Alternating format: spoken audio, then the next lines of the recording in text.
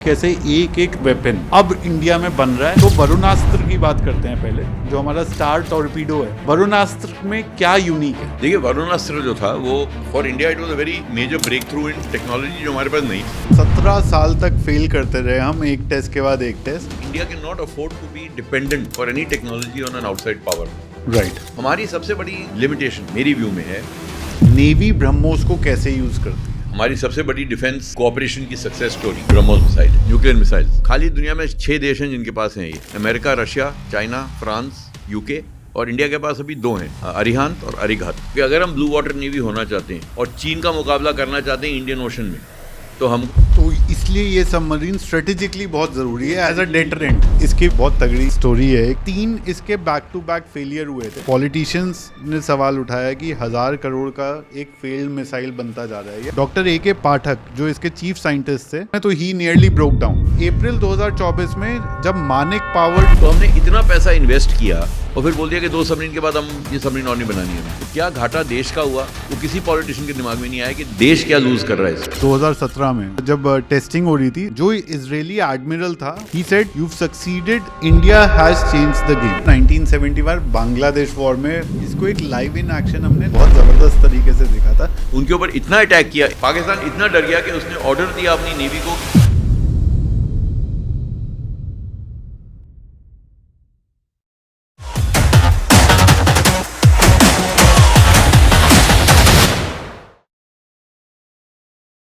दोस्तों, आज का एपिसोड सिर्फ डिफेंस के ऊपर नहीं है, ये एक पावर स्ट्रगल की कहानी है।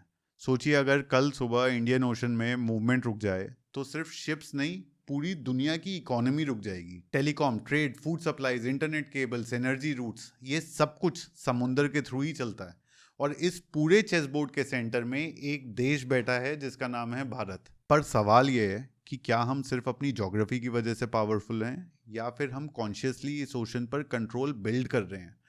इस एपिसोड में हमने बात करी है उन made in India navy weapons की, जो आने वाले टाइम में इंडिया को वर्ल्ड मैप पर एक पावरफुल कंट्री की तरह एस्टैब्लिश कर सकती हैं। ये असली गेम क्या है, ये आप इस एपिसोड को देख करके समझ जाओगे। हम ये भी डिकोड करेंगे कि सबमरीन्स बिना दिखे पूरी वॉर की डायरेक्शन किस तरह से बदलने की क्षमता रखती है, और बिना एक भी गोली चलाए एक नेवी एक पूरी इकोनॉमी के ऊपर कैसे प्रेशर बनाने की क्षमता रखती है। ये सिर्फ शिप्स और वेपन्स की बात नहीं है, ये डेटरेंस और उस इनविजिबल पावर की बात है जो समुंदर से ही प्रोजेक्ट करी जा सकती है। और इस कॉन्वर्सेशन को गाइड कर रहे हैं अनिल जय सिंह, जिन्होंने लाइव इंडियन नेवी में 25 साल निकाले हैं और बहुत सारे इंपॉर्टेंट ऑपरेशंस का पार्ट रहे हैं। और दोस्तों, जब भी इंडियन नेवी की बात होती है तो एक सवाल बार बार सामने आता है, 1971 इंडिया पाकिस्तान वॉर। पर इस एपिसोड में हम सिर्फ ये नहीं बोल रहे कि इंडियन नेवी ने क्या क्या किया है। हमने बात करी है, ये समझने की कोशिश करी है कि कैसे कुछ डिसीजंस, कुछ मूवमेंट्स और कुछ साइलेंस ने पूरी वॉर की डायरेक्शन बदल दी। क्या रोल था समुंदर का, जो जमीन पर लड़ने वाली जंग से ज्यादा डिसाइसिव निकला, और क्यों 1971 के बाद इंडिया ने कभी अपनी मैरीटाइम थिंकिंग लाइटली नहीं ली। और दोस्तों, एक छोटी सी रिक्वेस्ट, आप में से काफी लोग हमारा एपिसोड बहुत ध्यान से देखते हो लेकिन सब्सक्राइब नहीं करते हो। प्लीज चैनल को सब्सक्राइब कर लीजिए और बेल आइकन दबा दीजिए, इससे हमारा हौसला बना रहता है और आपके लिए ऐसे deep and well researched important conversations लाने में हमारी हेल्प हो जाती है। वीडियो को लाइक, शेयर और हाइप जरूर कर देना ताकि ये बात ज्यादा से ज्यादा लोगों तक पहुंचे। बिकॉज याद रखिए, knowledge is the currency of the universe. Enjoy the podcast on your favourite channel, the Tarun बिनलेस शो। सो अनिल सर, सबसे पहले तो थैंक यू हमारे पॉडकास्ट पे आने के लिए। You served our Indian navy for 30 years as a submariner, जो सबसे ज़्यादा इंट्रीगिंग मेरे ख्याल से एक इक्विपमेंट है of global weaponry. Now as a submariner 30 years, जो आपने एक्सपीरियंस करा नेवी के अंदर रह करके जो देखा, उस सब से आज हम आपके साथ ये समझना चाहते हैं कि नेवी के इक्विपमेंट किस तरह से इंडिजिनाइज हो रहे हैं, क्या कैपेबिलिटी है हमारी वर्सेस अदर कंट्रीज, एंड हम किस तरह से इस वेपनरी को आगे बढ़ता हुआ देखते हैं अगले 3-4 साल में, कैसे हम साउथ चाइना सी और इंडियन ओशन पे अपनी सुप्रीमेसी मेंटेन कर सकते हैं। But thank you that you have taken out time to educate our audience on this subject. Thank you very much Tarun for inviting me. आपने मुझे यहाँ इनवाइट किया और एक मौका दिया है कि मैं अपनी जो भी मेरी नॉलेज है उसको शेयर करूँ आपके व्यूअर्स के साथ, क्योंकि ये एक विषय है, पर्टिकुलरली नेवी, जिसके बारे में लोगों को ज़्यादा आइडिया नहीं है, क्योंकि navies operate far from the shore. Yes. आप टैंक्स देखते हैं, लोग हवाई जहाज देखते हैं, फाइटर एयरक्राफ्ट देखते हैं, हवा में डेमोन्स्ट्रेशंस देखते हैं। सी में एक बार शिप चली गई हार्बर से, किसी को नहीं मालूम कि क्या हो रहा है उसमें, मीडिया भी या नहीं क्या जा कर पाते। क्या रहे हैं वहाँ पे। हाँ। तो ये ज़रूरी होता है कि हम लोगों को ये अवेयरनेस दें कि मैरीटाइम सेक्टर इंडिया के लिए कितना इंपॉर्टेंट है, और उसकी वजह से उसकी सिक्योरिटी के लिए नेवी कितनी इंपॉर्टेंट है। तो जैसे आई थिंक हमारा प्रोग्रेस करेगा, ये मैं कोशिश करूंगा इसको हाईलाइट करने की। तो सर पहले व्यूअर्स को ये बताइए कि हम एयरक्राफ्ट कैरियर सुनते हैं, डिस्ट्रॉयर्स की बात सुनते हैं, फ्रिगेट्स की बात सुनते हैं, SSBN, attack submarines, corvettes, patrol vessels, ये सब टाइप के शिप्स में फ़र्क क्या होता है? ये किस किस टाइप के क्या क्या कैपेबिलिटी रखते हैं, कैसे अलग हैं एक दूसरे से? देखिए, एयरक्राफ्ट कैरियर तो सेल्फ एक्सप्लेनेटरी है, एयरक्राफ्ट कैरी करता है। INS विक्रांत की फोटो हम सब ने देख रखी है। INS विक्रांत, INS विक्रमादित्य, वो सब ने देखा है। पर एयरक्राफ्ट कैरियर एक अकेला जहाज नहीं होता है, कि लोग कहते हैं ना एयरक्राफ्ट कैरियर बहुत वल्नरेबल है सी में, क्योंकि इतना बड़ा जहाज एक चल रहा है सी में, कोई कहीं से भी अटैक आ सकता है। आजकल सर्वेलेंस के मेथड इतने एडवांस्ड हो गए हैं कि आप सैटेलाइट से पिकअप कर सकते हैं, हवाई जहाज से पिकअप कर सकते हैं, रेडार से पिकअप कर सकते हैं। बहुत साधन है शिप को पिकअप करने के जो सरफेस पे हो, और वो भी एयरक्राफ्ट कैरियर जैसे बड़ा प्लेटफॉर्म। पर एयरक्राफ्ट कैरियर जब सेल करता है तो उसके अराउंड एक प्रोटेक्टिव स्क्रीन चलती है हमेशा। इसलिए आप हमेशा सुनेंगे carrier battle group, carrier strike force. तो फोर्स होती है 8, 10, 12 शिप, उसके हमेशा चारों तरफ होते हैं जो एक स्क्रीन बनाते हैं। ये स्क्रीन हर किस्म के अटैक को कॉम्बैट कर सकती है। उसमें एयर डिफेंस शिप्स होती हैं जो हवाई जहाज से अगर या मिसाइल अटैक आ रहा है उसको न्यूट्रलाइज कर सकते हैं। एंटी सबमरीन वॉरफेयर शिप्स होते हैं जो अगर कोई सबमरीन अटैक करे तो उसको काउंटर कर सकते हैं। तो जो भी डेंजर्स एयरक्राफ्ट कैरियर को हो सकता है उसको काउंटर करने के लिए एक पूरी स्क्रीन होती है जिसका काम यही है कि वो एयरक्राफ्ट कैरियर को बचा के रखे। और क्यों बचा के रखना है? एयरक्राफ्ट कैरियर में ऐसी क्या बड़ी बात है कि उसको बचा के रखना है 12 शिप्स या 10 शिप्स या 8 शिप्स के साथ? क्योंकि एयरक्राफ्ट कैरियर आप देखिए एक एयर बेस है। जो बड़े एयरक्राफ्ट कैरियर हैं जैसे अमेरिका के हैं, उनमें 70-80 हवाई जहाज एक एयरक्राफ्ट कैरियर पे होते हैं। हमारे उतने बड़े नहीं हैं, पर हमारे एयरक्राफ्ट कैरियर पे भी 30-32 जहाज जा सकते हैं। आप सोचिए 30-32 जहाज एक प्लेटफॉर्म पे 10-12 शिप्स की स्क्रीन के साथ, जिनकी अपनी काबिलियत है हेलीकॉप्टर्स की और मिसाइल्स की और टॉर्पेडोज़ की और हर चीज़ की। और अगर आपके न्यूक्लियर सबमरीन हो तो उसमें एक तो न्यूक्लियर सबमरीन भी होती हैं। ये एक पूरा एयरबेस और एक पूरी नेवी एक दिन में 600 किलोमीटर कवर कर सकता है। तो कहीं भी जहां भी आपको लगता है कि आपका कोई खतरा बढ़ रहा है, आप एक एयरक्राफ्ट कैरियर बैटल ग्रुप भेज के वहां दबा सकते हैं। एक अच्छा एयरक्राफ्ट कैरियर बैटल ग्रुप दुनिया की आधी नेवीज और आधी एयरफोर्सेस से बड़ा है। मैं सर पढ़ रहा था कि अगर ये जो काबिलियत एक इस तरह का काफिला एक बॉर्डर पे जाकर खड़ा हो जाए, जैसे बांग्लादेश के बॉर्डर पे या पाकिस्तान के बॉर्डर पे जाकर खड़ा हो जाए, वो लड़ाई का रुख बदल सकता है अकेले सिर्फ एक एयरक्राफ्ट कैरियर। या इसलिए हमेशा एयरक्राफ्ट कैरियर को हम सी कंट्रोल प्लेटफॉर्म बोलते हैं। तो स्ट्रैटेजीज, मैरीटाइम स्ट्रैटेजी अगर हम बहुत ब्रॉडली देखें तो दो चीज़ों में बढ़ती है हर देश की। या तो उसके पास सी कंट्रोल कैपेबिलिटी चाहता है देश, या सी डिनाइल स्ट्रैटेजी चाहता है। सी कंट्रोल का मतलब होता है मेरी काबिलियत होनी चाहिए कि मैं एक हिस्सा ओशन का फिक्स्ड ड्यूरेशन ऑफ टाइम, जितनी देर मेरे को करना है कवर, उसमें इतना एरिया मेरा पूरा कंट्रोल होगा, उसके ऊपर कोई नहीं आ सकता उस जगह पे। उसको सी कंट्रोल कहते हैं। सी कंट्रोल करना बहुत मुश्किल है क्योंकि ओशन इतना बड़ा है। तो आपको उसके लिए एयरक्राफ्ट कैरियर चाहिए। एयरक्राफ्ट कैरियर उसकी स्क्रीन जो होती है वो करीब एक फ्रंटेज 600-700 मील का कवर कर सकती है। तो उस एरिया में कोई और नहीं आ सकता। वो सी कंट्रोल नेवीज होती हैं, ब्लू वाटर नेवीज जिसको हम कहते हैं। China, India, US, Russia, Japan, ये ब्लू वाटर नेवीज हैं। दूसरी होती है सी डिनाइल स्ट्रैटेजी, जो छोटी नेवीज की होती है कि अगर मैं कंट्रोल नहीं कर सकता तो मैं किसी और को भी कंट्रोल नहीं करने दूंगा वहाँ पे। उसके लिए सबसे इफेक्टिव प्लेटफॉर्म होती है सबमरीन, क्योंकि शिप को पता नहीं कि सबमरीन है कहाँ। तो जैसे पाकिस्तान है, पाकिस्तान की स्ट्रैटेजी हमेशा सी डिनाइल की रही है, और इंडिया की स्ट्रैटेजी हमेशा सी कंट्रोल की रही है। तो सी कंट्रोल में एयरक्राफ्ट कैरियर एक बहुत ज़रूरी प्लेटफॉर्म है सी कंट्रोल के लिए। तो क्योंकि हमारी स्ट्रैटेजी सी कंट्रोल पे बेस्ड है, तो इसलिए हमने हमेशा we've asked for 3 aircraft carriers. The Navy has always been asking for 3. हमारे पास हैं 2, बिकॉज एयरक्राफ्ट कैरियर महंगा प्लेटफॉर्म है, गवर्नमेंट को भी टाइम लगता है, इतनी सारी प्रायोरिटीज़ हैं with in the military, outside the military, तो ये सब डेवलप करने में टाइम लगता है। अब ये जो स्क्रीन है एयरक्राफ्ट कैरियर की, इसमें होते हैं डिस्ट्रॉयर्स, फ्रिगेट्स, कॉर्वेट्स, जिसका आपने जिक्र किया। तो वर्ल्ड वॉर 2 तक, दूसरे विश्व युद्ध तक डिस्ट्रॉयर का रोल होता था। वो जैसे जो मर्चेंट कॉन्वॉयज आती थी, मर्चेंट शिप्स की सामान लेके अमेरिका से, UK और वो सब, उनको वो एस्कॉर्ट करते थे। छोटे जहाज होते थे, बहुत पावरफुल होते थे, और उनका काम था सबमरीन को सिंक करना या कोई भी एयर डिफेंस देना उस अटलांटिक कॉन्वॉय को। उसकी फ्रिगेट्स उससे थोड़े छोटे होते थे। भारत खाली 3 या 4 देश हैं दुनिया में जिनके पास 2 एयरक्राफ्ट कैरियर है। India is one of them. तो ये हमारे दोनों एयरक्राफ्ट कैरियर हैं, विक्रांत और विक्रमादित्य। इनके आगे पीछे देखिए स्क्रीन है, इसको आप देखिए, ये 7,000 टन का जहाज है। 7,000 टन डिस्प्लेसमेंट एक बहुत बड़ा वॉरशिप होता है।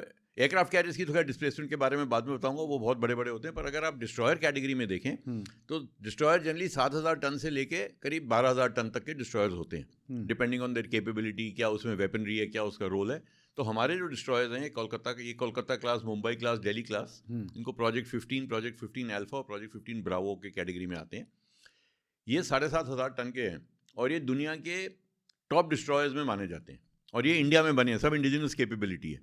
13 डिस्ट्रॉयर हैं हमारे पास। हमारे पास 13 हैं। हमारे पास उनमें 1-2 पुराने वो हैं राजपूत क्लास के, वो डीकमीशन हो जाएंगे। पर उसके बाद हमारे पास अब 10 बिल्कुल मॉडर्न डिस्ट्रॉयर्स होंगे जब वो पुराने शिप्स डीकमीशन हो जाएंगे। तो इसमें अगर आप देखें, आगे गन है। गन का काम है एयर डिफेंस।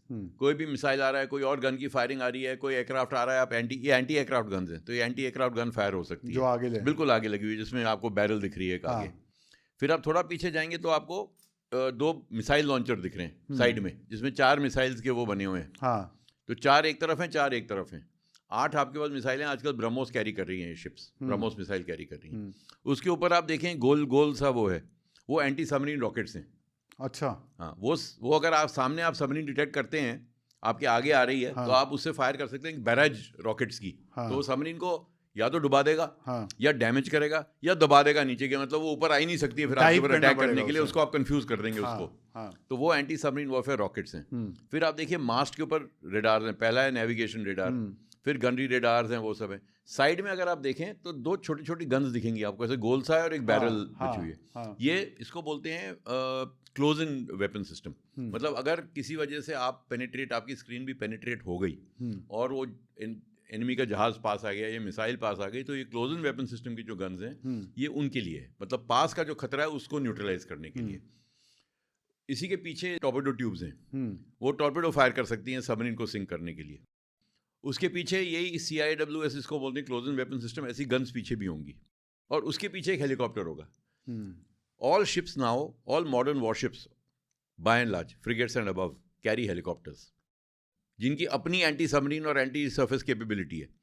तो बहुत ब्रॉड अगर मैं आपको बताऊं टैक्टिक्स क्या है। आपने हेलीकॉप्टर लॉन्च किया, हेलीकॉप्टर ने कहीं गया, हेलीकॉप्टर ने एक सोनार पानी में लोअर किया, उसको लगा कि एक सबमरीन है, तो आपको मैसेज आया कि भाई शायद इस एरिया में सबमरीन होगी। पहले आप हेलीकॉप्टर भेजेंगे अपनी कि ठीक है देख के आओ इतनी दूर पे 60 मील पे, 70 मील पे, 200 मील पे सबमरीन है कि नहीं है। वो जाके पहले इन्वेस्टिगेट करेंगे। अगर उनको मिल गई सबमरीन तो वो भी अटैक कर सकते हैं, उनके पास टॉर्पेडो होते हैं हेलीकॉप्टर में।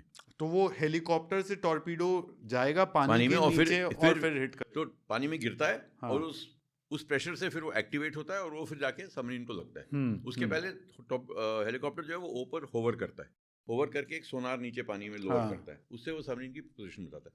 अगर उसको लगता है कि वो नहीं अटैक कर सकता तो वो शिप्स को इन्फॉर्मेशन भेजेगा कि भाई मैंने सबमरीन यहाँ पकड़ ली है, अब आप आके करो इसके ऊपर अटैक। उसको बोलते हैं वेक्टर अटैक। तो वो डायरेक्ट करता है शिप्स को कि इस जगह पे आना है। तो ये शिप्स फिर क्या होगा, अगर ये एयरक्राफ्ट कैरियर बैटल ग्रुप की हैं तो एयरक्राफ्ट कैरियर को प्रोटेक्शन के लिए साइड में जाएंगे और ये इसको हम सर्च एंड अटैक यूनिट बोलते हैं, उसके साथ जाके ये सबमरीन को फिर एक यूनिट को अलग करके वहां पर वो अटैक के लिए भेजी जाएगी। तो ये फ्रिगेट्स और डिस्ट्रॉयर्स का काम है। डिस्ट्रॉयर फ्रिगेट जो होती है वो डिस्ट्रॉयर से थोड़ी छोटी होती है। पहले इनके डिस्टिंक्ट रोल होते थे, जैसे मैंने कहा 2nd वर्ल्ड वॉर तक। अब क्या हो गया, अब साइज से डिसाइड कर लेते हैं डिस्ट्रॉयर है कि फ्रिगेट है। जैसे हमारे जो डिस्ट्रॉयर्स हैं वो सारे सबके सब 7,000 टन से ज़्यादा के हैं। हमारी जो फ्रिगेट्स हैं वो 3,500 टन से लेके 6,000 टन की रेंज में, डिपेंडिंग क्या क्या उसके ऊपर वेपनरी है, क्या क्या उसका रोल है, क्या परफॉर्म करती है। उसके बाद आते हैं कॉर्वेट्स। कॉर्वेट्स थोड़े छोटे होते हैं पर हाई स्पीड होते हैं और वेपन इंटेंसिव होते हैं, वेपन खूब होते हैं उनके ऊपर। तो उनको भेजा जाता है कि आप जाके हाई स्पीड पे जाइए, अटैक करके आ जाइए वापस। तो ये तो हुए जो शिप्स हैं। फिर पेट्रोल बोट्स वगैरह तो हार्बर कोस्टल पेट्रोल के लिए होते हैं। तो ये सर जो प्रोजेक्ट 17B की जो ये लेटेस्ट फ्रिगेट है, इसमें क्या एडवांसमेंट है? स्टेल्थ, सबसे बड़ी चीज़ है stealth. They are called stealth frigates, they are called project 17B stealth frigates. And ये हैं करीब 5,000 टन डिस्प्लेस करती हैं। And they are also amongst the best stealth frigates in the world right now. Very very advanced. The radar if you see, पुराने जमाने के radar जैसी shape नहीं है इसका। रेडार देखिए आप कैसा है, वो ऐसे चौकोर सा बना हुआ है ऊपर, डायमंड शेप में। So these are all new technologies that have come in. और जितनी ज़्यादा चीज़ें प्रोट्रूड कर रही होंगी हल से, उतना आप रडार को ज़्यादा एक्सपोज होंगे, क्योंकि इसीलिए गन इतना भी है। क्लीन इसका आप डेक है देखिए, इसका। बिल्कुल क्लीन डेक है, कितनी कम चीज़ें हैं जो ऊपर दिख रही हैं आपको हाँ पुरानी शिप के मुकाबले। तो ये सब होता है स्टेल्थ की तरफ। प्लस इसमें पीछे देखिए हेलीकॉप्टर है। हाँ अभी हमारे पास नए हेलीकॉप्टर्स आ रहे हैं यूएस से, सिकोर्स्की MH-60, वो इन पे लगेंगे। सीकिंग हमारे पुराने हो गए हैं। गन है, ये गन्स की फायर रेट ऑफ फायर भी बहुत हाई होता है आजकल। ये जो गन्स लगाते हैं ऑटो मिलारा की होती हैं, but very very high rate of fire. वही एंटी सबमरीन रॉकेट्स हैं, बीच में टॉर्पेडो ट्यूब्स होंगे, क्लोज एंड वेपन सिस्टम होगा। सो वेपनरी मोर और लेस वैसी ही होगी। उसमें मिसाइल थोड़ा ज़्यादा रेंज का होगा, इसमें थोड़ा कम होगा, तो इतना कोई खास फर्क नहीं रहता। तो वो टैक्टिकल डिफरेंस अभी फ्रिगेट और डिस्ट्रॉयर में बेसिकली साइज से डिसाइड करते हैं, फ्रिगेट होगी या डिस्ट्रॉयर होगा। Capability, not so much by the role, हाँ, स्पेसिफिक रोल, हाँ, कैपेबिलिटी पे डिपेंड करता है। तो ये जो पहली फोटो है, ये है कोरा क्लास कॉर्वेट्स। हाँ, इनमें आप देखिए छोटी हैं, पर इसमें भी 8 मिसाइल लगे, 16 मिसाइल लगे हुए हैं। देखिए 4, 4, 8 और 6, 14। हाँ, तो सोचिए कितनी पावर है इसमें। छोटे से जहाज में 14 मिसाइल लगे हुए हैं, एक गन है। इसमें ASW का ज़्यादा नहीं होगा, एंटी सबमरीन इसमें ज़्यादा नहीं होगा, क्योंकि साइज शिप का छोटा है, राइट। बट फोकस सारा गन्स पे। ऐसे ही हमारे पास ASW कॉर्वेट्स भी आ गए, उसको कमोर्ता क्लास कहते हैं। उनमें फोकस सारा सबमरीन वॉरफेयर के ऊपर है। तो ये भी टैंडम में ऑपरेट करेंगे कैरियर के साथ, कि भाई एयरक्राफ्ट आ रहे तो हैं, अगर एयरक्राफ्ट का थ्रेट है तो उसको भेजा जाएगा, एंगेज करेगा। अगर सबमरीन का थ्रेट है तो उसको भेजा जाएगा, उसको काउंटर करने के लिए। तो कॉर्वेट्स का role high speed, very intensively armed smaller ships. तो बेसिकली अगर आउटर लेयर आपका ध्वस्त हो गया है, तो ये फिर नेक्स्ट लेयर ऑफ डिफेंस ये वो जो स्क्रीन बनती है, वो हमारी लेट डाउन में क्या स्क्रीन होती हैं, किस रोल के लिए क्या स्क्रीन, वो तो पूरी प्रोसीजर्स हैं। बट हाँ, ब्रॉडली जो आप कह रहे हैं वैसे ही है, लेयर डिफेंस जिसको हम बोलते हैं। तो हमारे पास सर इस समय जो फ्लीट साइज है, 2 एयरक्राफ्ट कैरियर है हमारे पास, 13 destroyers, 17 frigates, 2 SSBN, 17 attack subs, 18 corvettes and 143 patrol vessels. आपके हिसाब से ये जो हमारी इंडियन नेवी की फ्लीट है इस पॉइंट इन टाइम पे, ये सफिशिएंट है या इसमें सिग्निफिकेंट अपग्रेड की जरूरत है? देखिए, नेवी में कोई आपको ये नहीं कहेगा कि जितने जहाज हैं हमारे पास पूरे हैं और हमेशा बोलेगा मैं और चाहिए। ये दिल मांगे मोर। तो ये कहना कि नेवी, पर जो हमारी अभी स्ट्रेंथ है, देखिए हमको ये देखना है कि हमको करना क्या है। हम अमेरिकन नेवी से लड़ने जा रहे हैं, हम अटलांटिक ओशन में लड़ने जा रहे हैं, हमारा रोल क्या है? हमारा रोल अभी है, हमारा प्राइमरी एरिया ऑफ इंटरेस्ट हमारी मैरीटाइम स्ट्रेटेजी के मुताबिक is Indian ocean, with secondary areas of interest western Pacific ocean, ये पूरा साउथ चाइना सी वगैरह, रेड सी जो सुएज कैनाल की तरफ जाता है, एंड साउथ इंडियन ओशन। मतलब क्योंकि इन जगहों से ये जो खतरा इंडियन ओशन को आएगा, तो अगर हमको इंडियन ओशन प्रोटेक्ट करना है तो हमको इन एरियाज के ऊपर भी निगरानी रखनी है कि यहाँ कुछ ऐसी सिचुएशन ही डेवलप हो रही जो आगे इंडियन ओशन में हमको खतरा बन जाए। ये बहुत लोगों को पता नहीं होगा कि इंडियन ओशन स्ट्रेटेजिकली इतना इंपॉर्टेंट सिर्फ इंडिया के लिए नहीं है, ग्लोबली है, क्योंकि 30% ऑफ वर्ल्ड ट्रेड जो है वो इंडियन ओशन से होकर के शिप्स निकलती हैं, और ये ओशन को ग्लोबल ट्रेड को प्रोटेक्शन इस पॉइंट इन टाइम पे इंडियन नेवी देती है। So therefore, this is a very strategic area for Indian trade as well as global trade. So Indian Ocean today, as you said very correctly, you know, जब Cold War थी, it was America versus USSR. The global geopolitical and geo-economic center of gravity was in the Atlantic Ocean. Europe, America, there. पिछले 20 साल से China की rise के साथ ये global economic Jio economic centre of gravity and geo political centre of gravity shift कर गई है इंडियन ओशन की तरफ, इंडो पैसिफिक जिसको हम कहते हैं। इंडो पैसिफिक में थोड़ा बहुत पैसिफिक है, थोड़ा बहुत इंडियन ओशन है, पर इंडियन ओशन की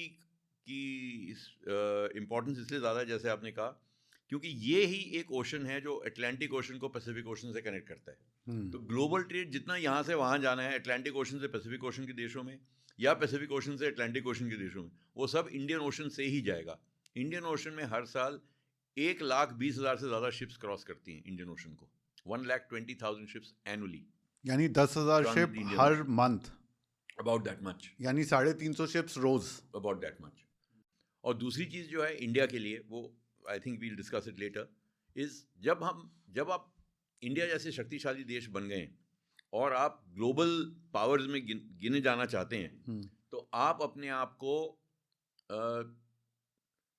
इंपोर्ट के ऊपर डिपेंडेंट नहीं रह सकते। इसलिए आत्मनिर्भरता और मेड इन इंडिया जो प्राइम मिनिस्टर मोदी ने 2014 से विजन डाला है, उसकी ये पर्पस है, क्योंकि नहीं तो हम हमेशा किसी और के ऊपर डिपेंडेंट रहेंगे, और वो जब भी चाहे वो नलका बंद कर दे तो आप फंस गए फिर। और ये डिनाइल हमने देखा भी है स्ट्रेटेजिक मोमेंट्स पे, ये डिनाइल दो बार हमने ये नुकसान हुआ है हमारे को। पहली बार तो खैर किसी की गलती नहीं थी, जब रशिया कोलैप्स हुआ, सोवियत यूनियन जब कोलैप्स हुआ, जब कोल्ड वॉर खत्म हुआ, तो रशिया के जो 14 रिपब्लिक्स थे वो सब बिखर गए, यूक्रेन, बेलारूस वगैरह वगैरह वगैरह, लैटविया के जो 3 थे।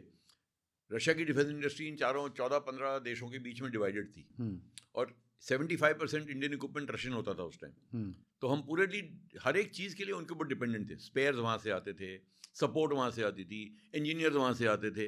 वो ओवरनाइट बंद हो गया, उनकी इकोनॉमी ठप हो गई, उनकी डिफेंस इंडस्ट्री बंद हो गई। उसका इफेक्ट हमको पड़ा। मैं उस टाइम एक सबमरीन का एक्सो था, एक्सो होता है सेकंड इन कमांड, और हम ऑपरेशनल थे। अब आप जाके ये तो बोल नहीं सकते जी हमारे पास स्पेयर नहीं तो हम समुद्र में जाके अपने काम नहीं कर सकते, वो तो आपको जाना है, कैसे जाना है वो आपकी प्रॉब्लम है। So it was so difficult at that time to operate without it affecting us because there were no spares coming.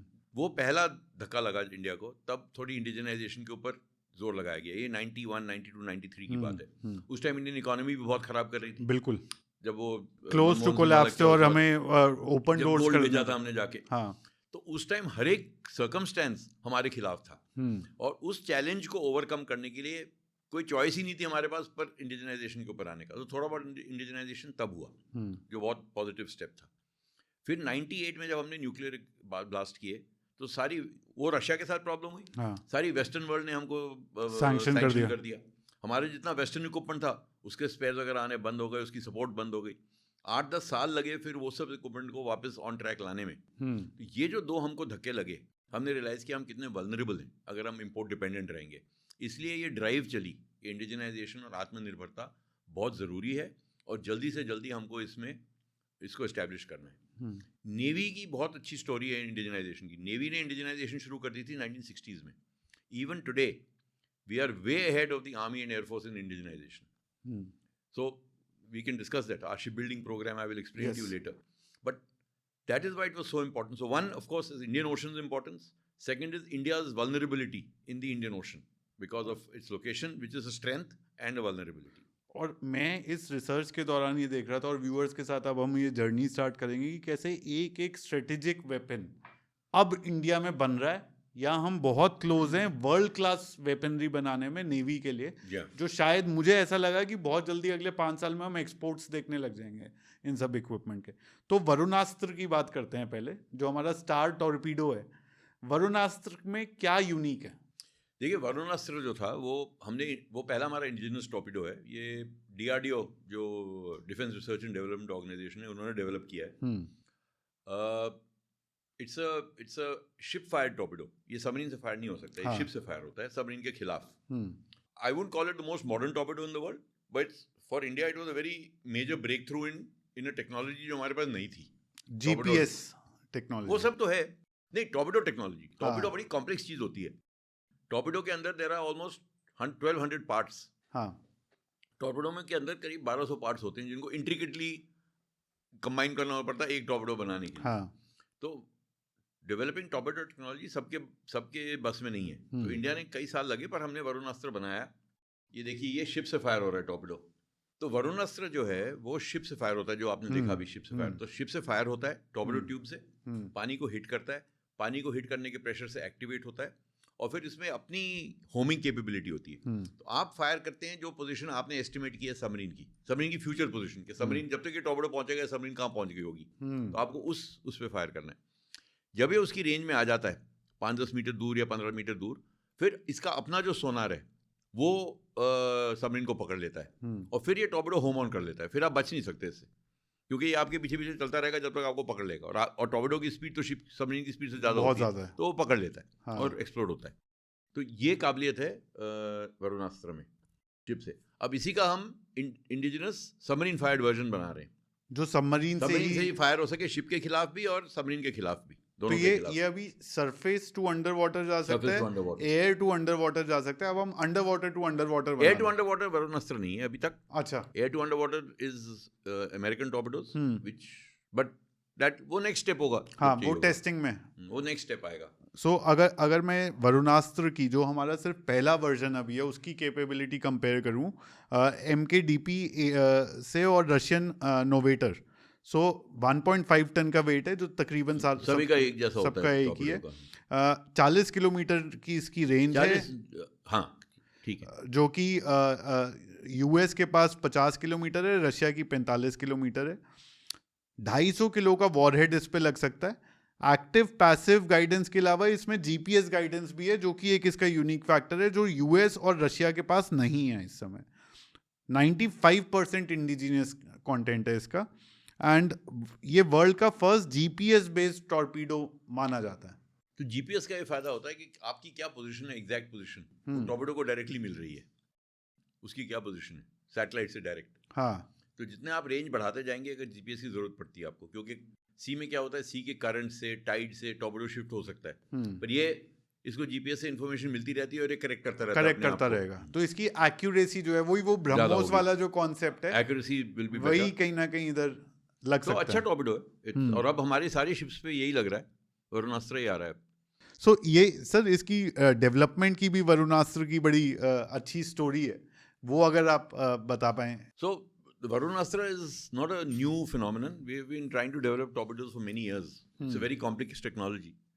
But I think it was बहुत बड़ा breakthrough था ये जो हमने किया, and it was, I mean the Navy was very pleased कि हमारे पास indigenous torpedo है. Everyone was pleased क्योंकि ये India's effort to make a torpedo of its own has been going on since the 80s. When I was a young lieutenant, we used to fire a trial torpedo which DRDO had made at that time. हाँ, पर वो फिर programme cancel हो गया after some time, वो succeed नहीं हुआ। हाँ, हम सबमरीन से फायर करते थे उसको। हमारे ये NSTL जो NSTL लैब है जो टॉर्पेडो डेवलप करता है, DRDO की लैब है, naval science and technological laboratory Vizag में, विशाखापट्टनम में। तो इनके स्पेशलिस्ट आते थे, हम इनके टॉर्पेडो ले जाते थे फायर करने के लिए।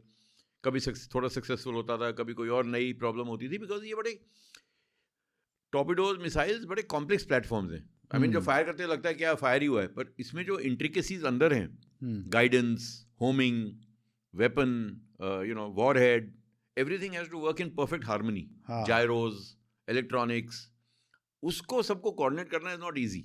और मैं पढ़ता था सर 17 साल तक फेल करते रहे हम, एक टेस्ट के बाद एक टेस्ट। फिर एक बहुत ही young junior scientist Rajiv Sharma ने बोला कि इसका GPS कैपेबिलिटी का फ्यूजन करते हैं इसमें, and then there was a successful Visakhapatnam के पास टेस्ट हुआ था ये, वही करते हैं testing. so and these young minds, young scientists, young people that we have, जो थोड़ा सा एक integrating technologies I think is one of the biggest strengths of India.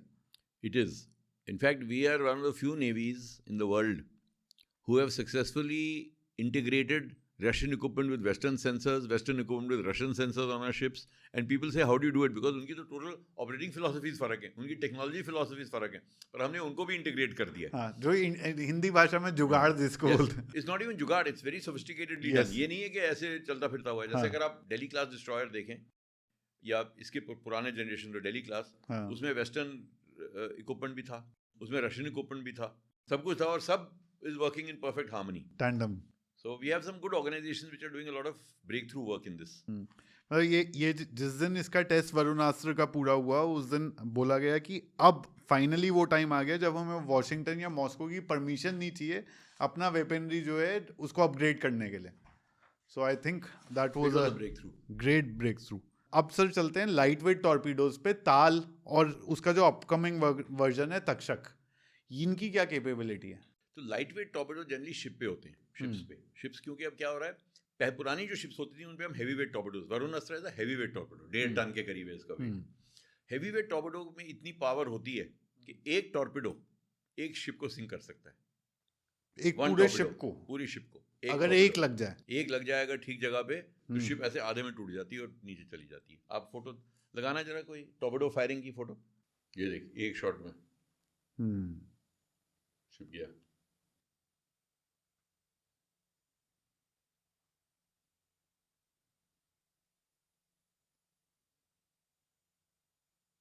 आधे में तोड़ दिया शिप को। हाँ, तो टॉर्पेडो बिल्कुल बीच में अगर लग जाए तो बिल्कुल ऐसे टूट जाती है शिप।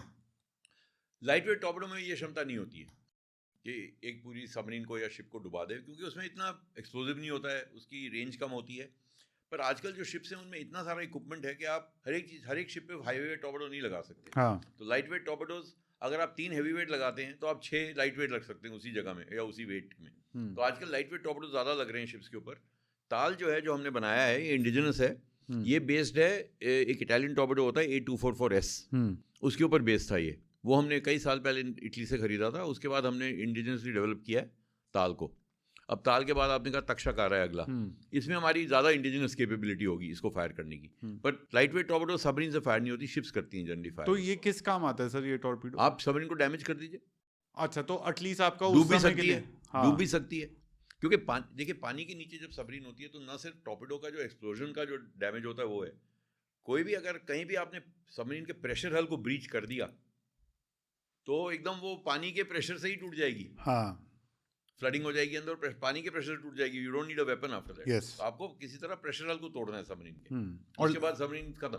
और लाइट वेट जो मैं पढ़ रहा था वो ट्रैवल भी फास्ट करता है, पास करता है। तो आपकी थोड़ी एक्यूरेसी बेटर हो जाती है, तो आप एक के बाद एक फटाफट। हाँ वो इसमें ना अगर आप 2 या 3 हैवी वेट टॉर्पेडो कैरी कर रहे हैं तो आप 6 लाइट वेट टॉर्पेडो कैरी कर सकते हैं। तो जनरली टॉर्पेडो ट्यूब के जो लॉन्चर होते हैं लाइट वेट के हमारी शिप्स पे ट्रिपल लॉन्चर है। मतलब एक लॉन्चर पोर्ट साइड पे, पोर्ट लेफ्ट होता है और स्टारबोर्ड राइट होता है। पोर्ट साइड पे एक लॉन्चर है 3 टॉर्पेडोज का और राइट स्टारबोर्ड साइड पे एक लॉन्चर है 3 टॉर्पेडोज का। तो उतनी ज़्यादा आपके पास अटैक करने की कैपेबिलिटी है। सो तक्षक का मैं देख रहा था 42% स्पीड इंक्रीज है पुराने टॉर्पीडो के ऊपर, so which I think is phenomenal, substantial. एक और चीज़ मैंने देखी जो ये बैटरी का ब्रेक थ्रू हुआ है इसमें, जो DRDO के साइंटिस्ट ने करा, वो क्या था वो थोड़ा समझाएंगे? That has been given a longer battery. So हमारी normal battery has our torpedoes have 3 stacks. This has got 5 stacks. So the 5 stacks give it that extra range. It has what you said about GPS. It is GPS enabled. So what it does is you fire it. Now if you're going to fire at a submarine 150 kilometers away, it's very difficult to predict कि वो 150 क्या कर रही होगी उस time. Correct. So you have what is called waypoints. Torpedo पानी के नीचे जाता है.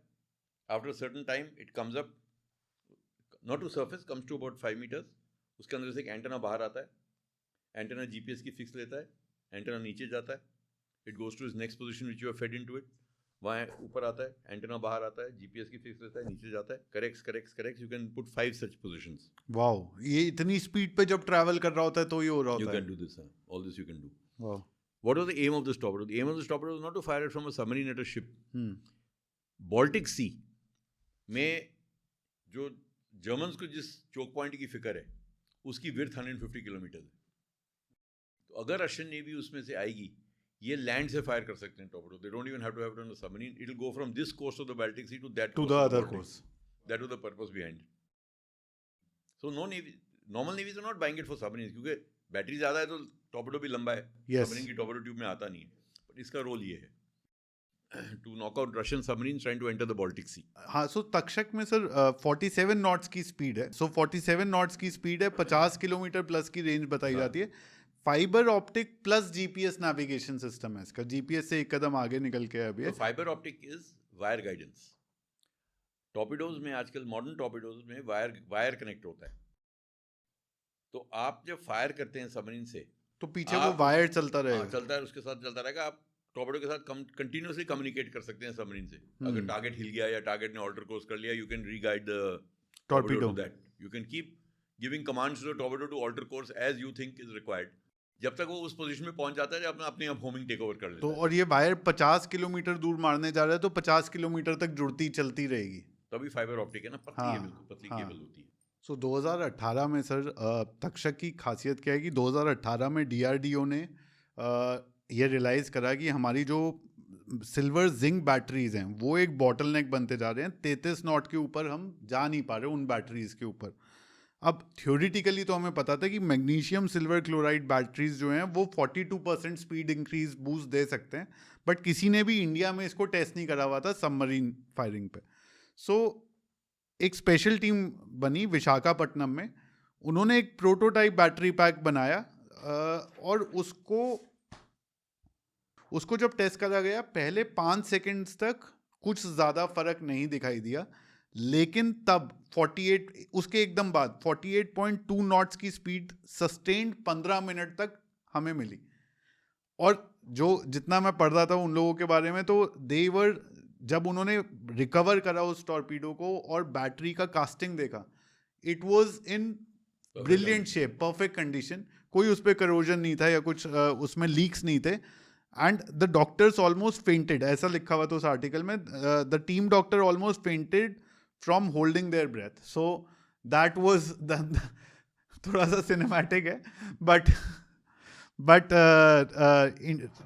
India essentially became the third country capable of advanced fuel cell torpedoes with this. Yeah, we're sort of. Many countries are making torpedoes of this now. The Western world has got. So we are definitely, torpedoes, we are reaching a stage where we are going to be fully self-sufficient in torpedoes maybe in 2, 3, 5 years from now. In terms of not technology development, in terms of production capability and actual use on board submarines and ships. Which is a major breakthrough, because torpedoes was something we were always dependent on foreign sources. And, we were never getting, obviously, the best. Yes. They were ready to sell it to you, but they were not willing to transfer the technology to you. Yes. So, वो अगर हम खुद कर लें, so like I said, that is why Atmanirbharta has become so important. India cannot afford to be dependent for any technology on an outside power now. Right. We have to break through, we have to spend the money. हमारी सबसे बड़ी limitation, मेरी view में है, कि हमने R&D को, research and development को, वो अटेंशन नहीं दी है जो फॉरेन कंट्रीज अपने R&D को देती हैं. अगर आप देखें, मैं आपको just to give you an example, America का डिफेंस बजट है $600 बिलियन साल का. चाइना का डिफेंस बजट है 250 समझ लीजिए, उनके कई हिडन कॉस्ट हैं, $250 बिलियन. हमारा है $70 बिलियन, जो 4/5 साइज फौज के लिए ठीक है, इतना ही दे सकते हैं. अमेरिका अपने डिफेंस बजट का 8 से 10% नहीं, 5 से 7% R&D पे खर्च करता है. तो आप सोचिए $600 बिलियन का 5 से 7% कितना हुआ. ठीक है. चाइना अपने $250 बिलियन के डिफेंस बजट का 10 से 12% R&D पे खर्च करता है.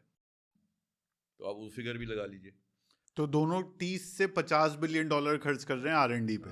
हमारा $70 बिलियन का टोटल डिफेंस बजट है. हम 3% से कम खर्च करते हैं R&D के ऊपर, डिफेंस R&D के ऊपर. तो कितना हुआ हमारा? तो आप कैसे वो टेक्नोलॉजी डेवलप करेंगे जो वो इतना पैसा खर्च करके डेवलप करेंगे? ना तो आप करेंगे, बट आप उनके साथ you will not be able to keep pace with them. Yes. You will always be lagging behind. तो कई सालों से एफर्ट ये हो रहा है कि R&D बजट बढ़ाया जाए, और जो हमारा DRDO है, defence research and development organisation, वो एक साइलो में काम ना करे. हमारी जितनी साइंटिफिक कैपेबिलिटी है इंडिया की, उसको पूरी साइंटिफिक कैपेबिलिटी को इस एरिया में चैनलाइज करो कि आप इन एडवांस टेक्नोलॉजीज में सेल्फ सफिशिएंट हो जाएं, which means academia, IITs, IISc, engineering colleges, CSIR labs, DRDO labs, other research institutions. We should all work together. Everyone is working in a silo. Yes. So that has been a disadvantage in India for so many years. Now I think a little more effort towards this has been given. MOD ने पैसे allocate किए हैं, universities को projects दिए जा रहे हैं, startups बहुत आ गए हैं गेम में, उनको इंसेंटिवाइज किया जा रहा है पैसे देके, फंडिंग करके उनकी. तो अब मेरे ख्याल से जो टेक्नोलॉजी के ऊपर जो जोर दिया जा रहा है, it is not enough even now, but at least it's a step in the right direction. So ये बहुत ज़रूरी है, इसके बगैर हम आत्मनिर्भर नहीं हो सकते.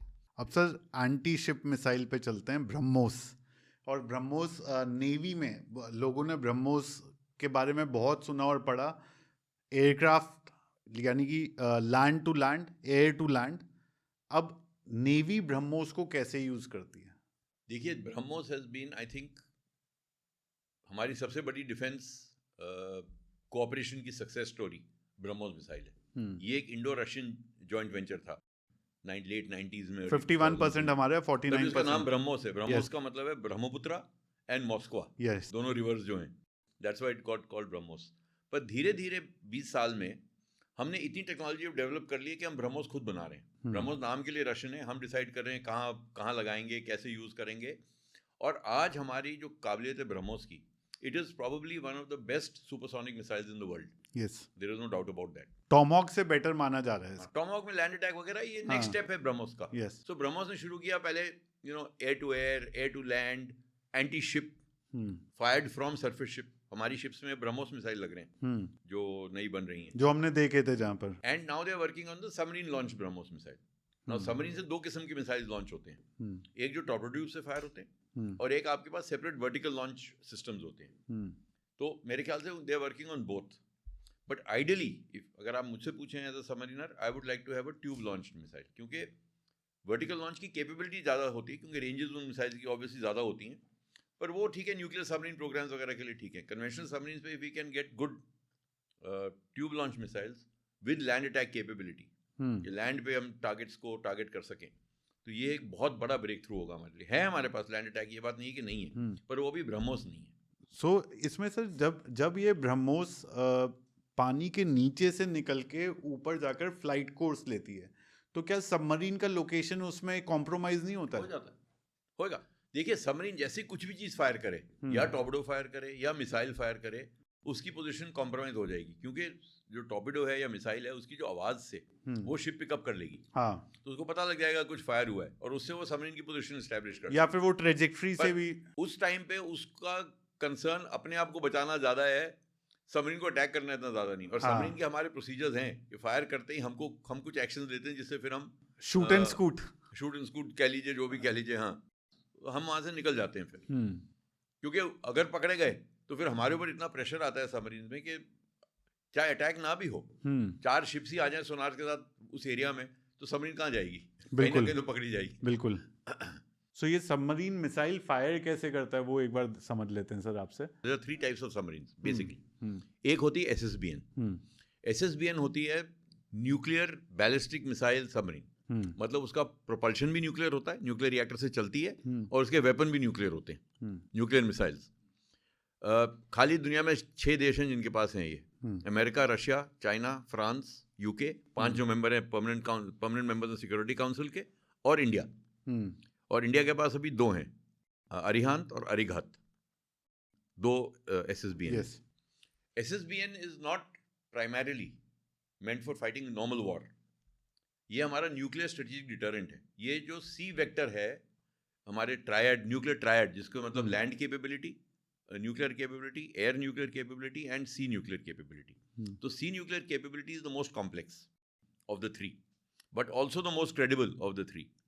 क्योंकि इसमें क्या होता है, न्यूक्लियर में 2 चीज़ें इंपॉर्टेंट होती हैं। या तो आप पहले अटैक कर रहे हैं, न्यूक्लियर अटैक किसी देश के ऊपर, या उसने आपके ऊपर करना है ना। हमारी जो न्यूक्लियर डॉक्ट्रिन है उसमें नो फर्स्ट यूज है। करेक्ट। अगर आपने एक बार बोल दिया कि मैं पहला अटैक नहीं करूंगा, फिर आपके पास इतनी कैपेबिलिटी होनी चाहिए कि किसी और की हिम्मत ना हो आपके ऊपर फर्स्ट अटैक करने की, क्योंकि उनको मालूम है जो अटैक हमारे पास वापस आएगा उसके बाद, जो सेकंड स्ट्राइक कैपेबिलिटी है वो इतनी तगड़ी होगी कि हमारे फर्स्ट स्ट्राइक का कोई फायदा नहीं है। जो लैंड कैपेबिलिटी आपकी, दुश्मन को मालूम है कहाँ है, सैटेलाइट से पता लग जाता है। जो एयर कैपेबिलिटी आपकी, वो भी दुश्मन को पता लग जाएगा कहाँ है, क्या है।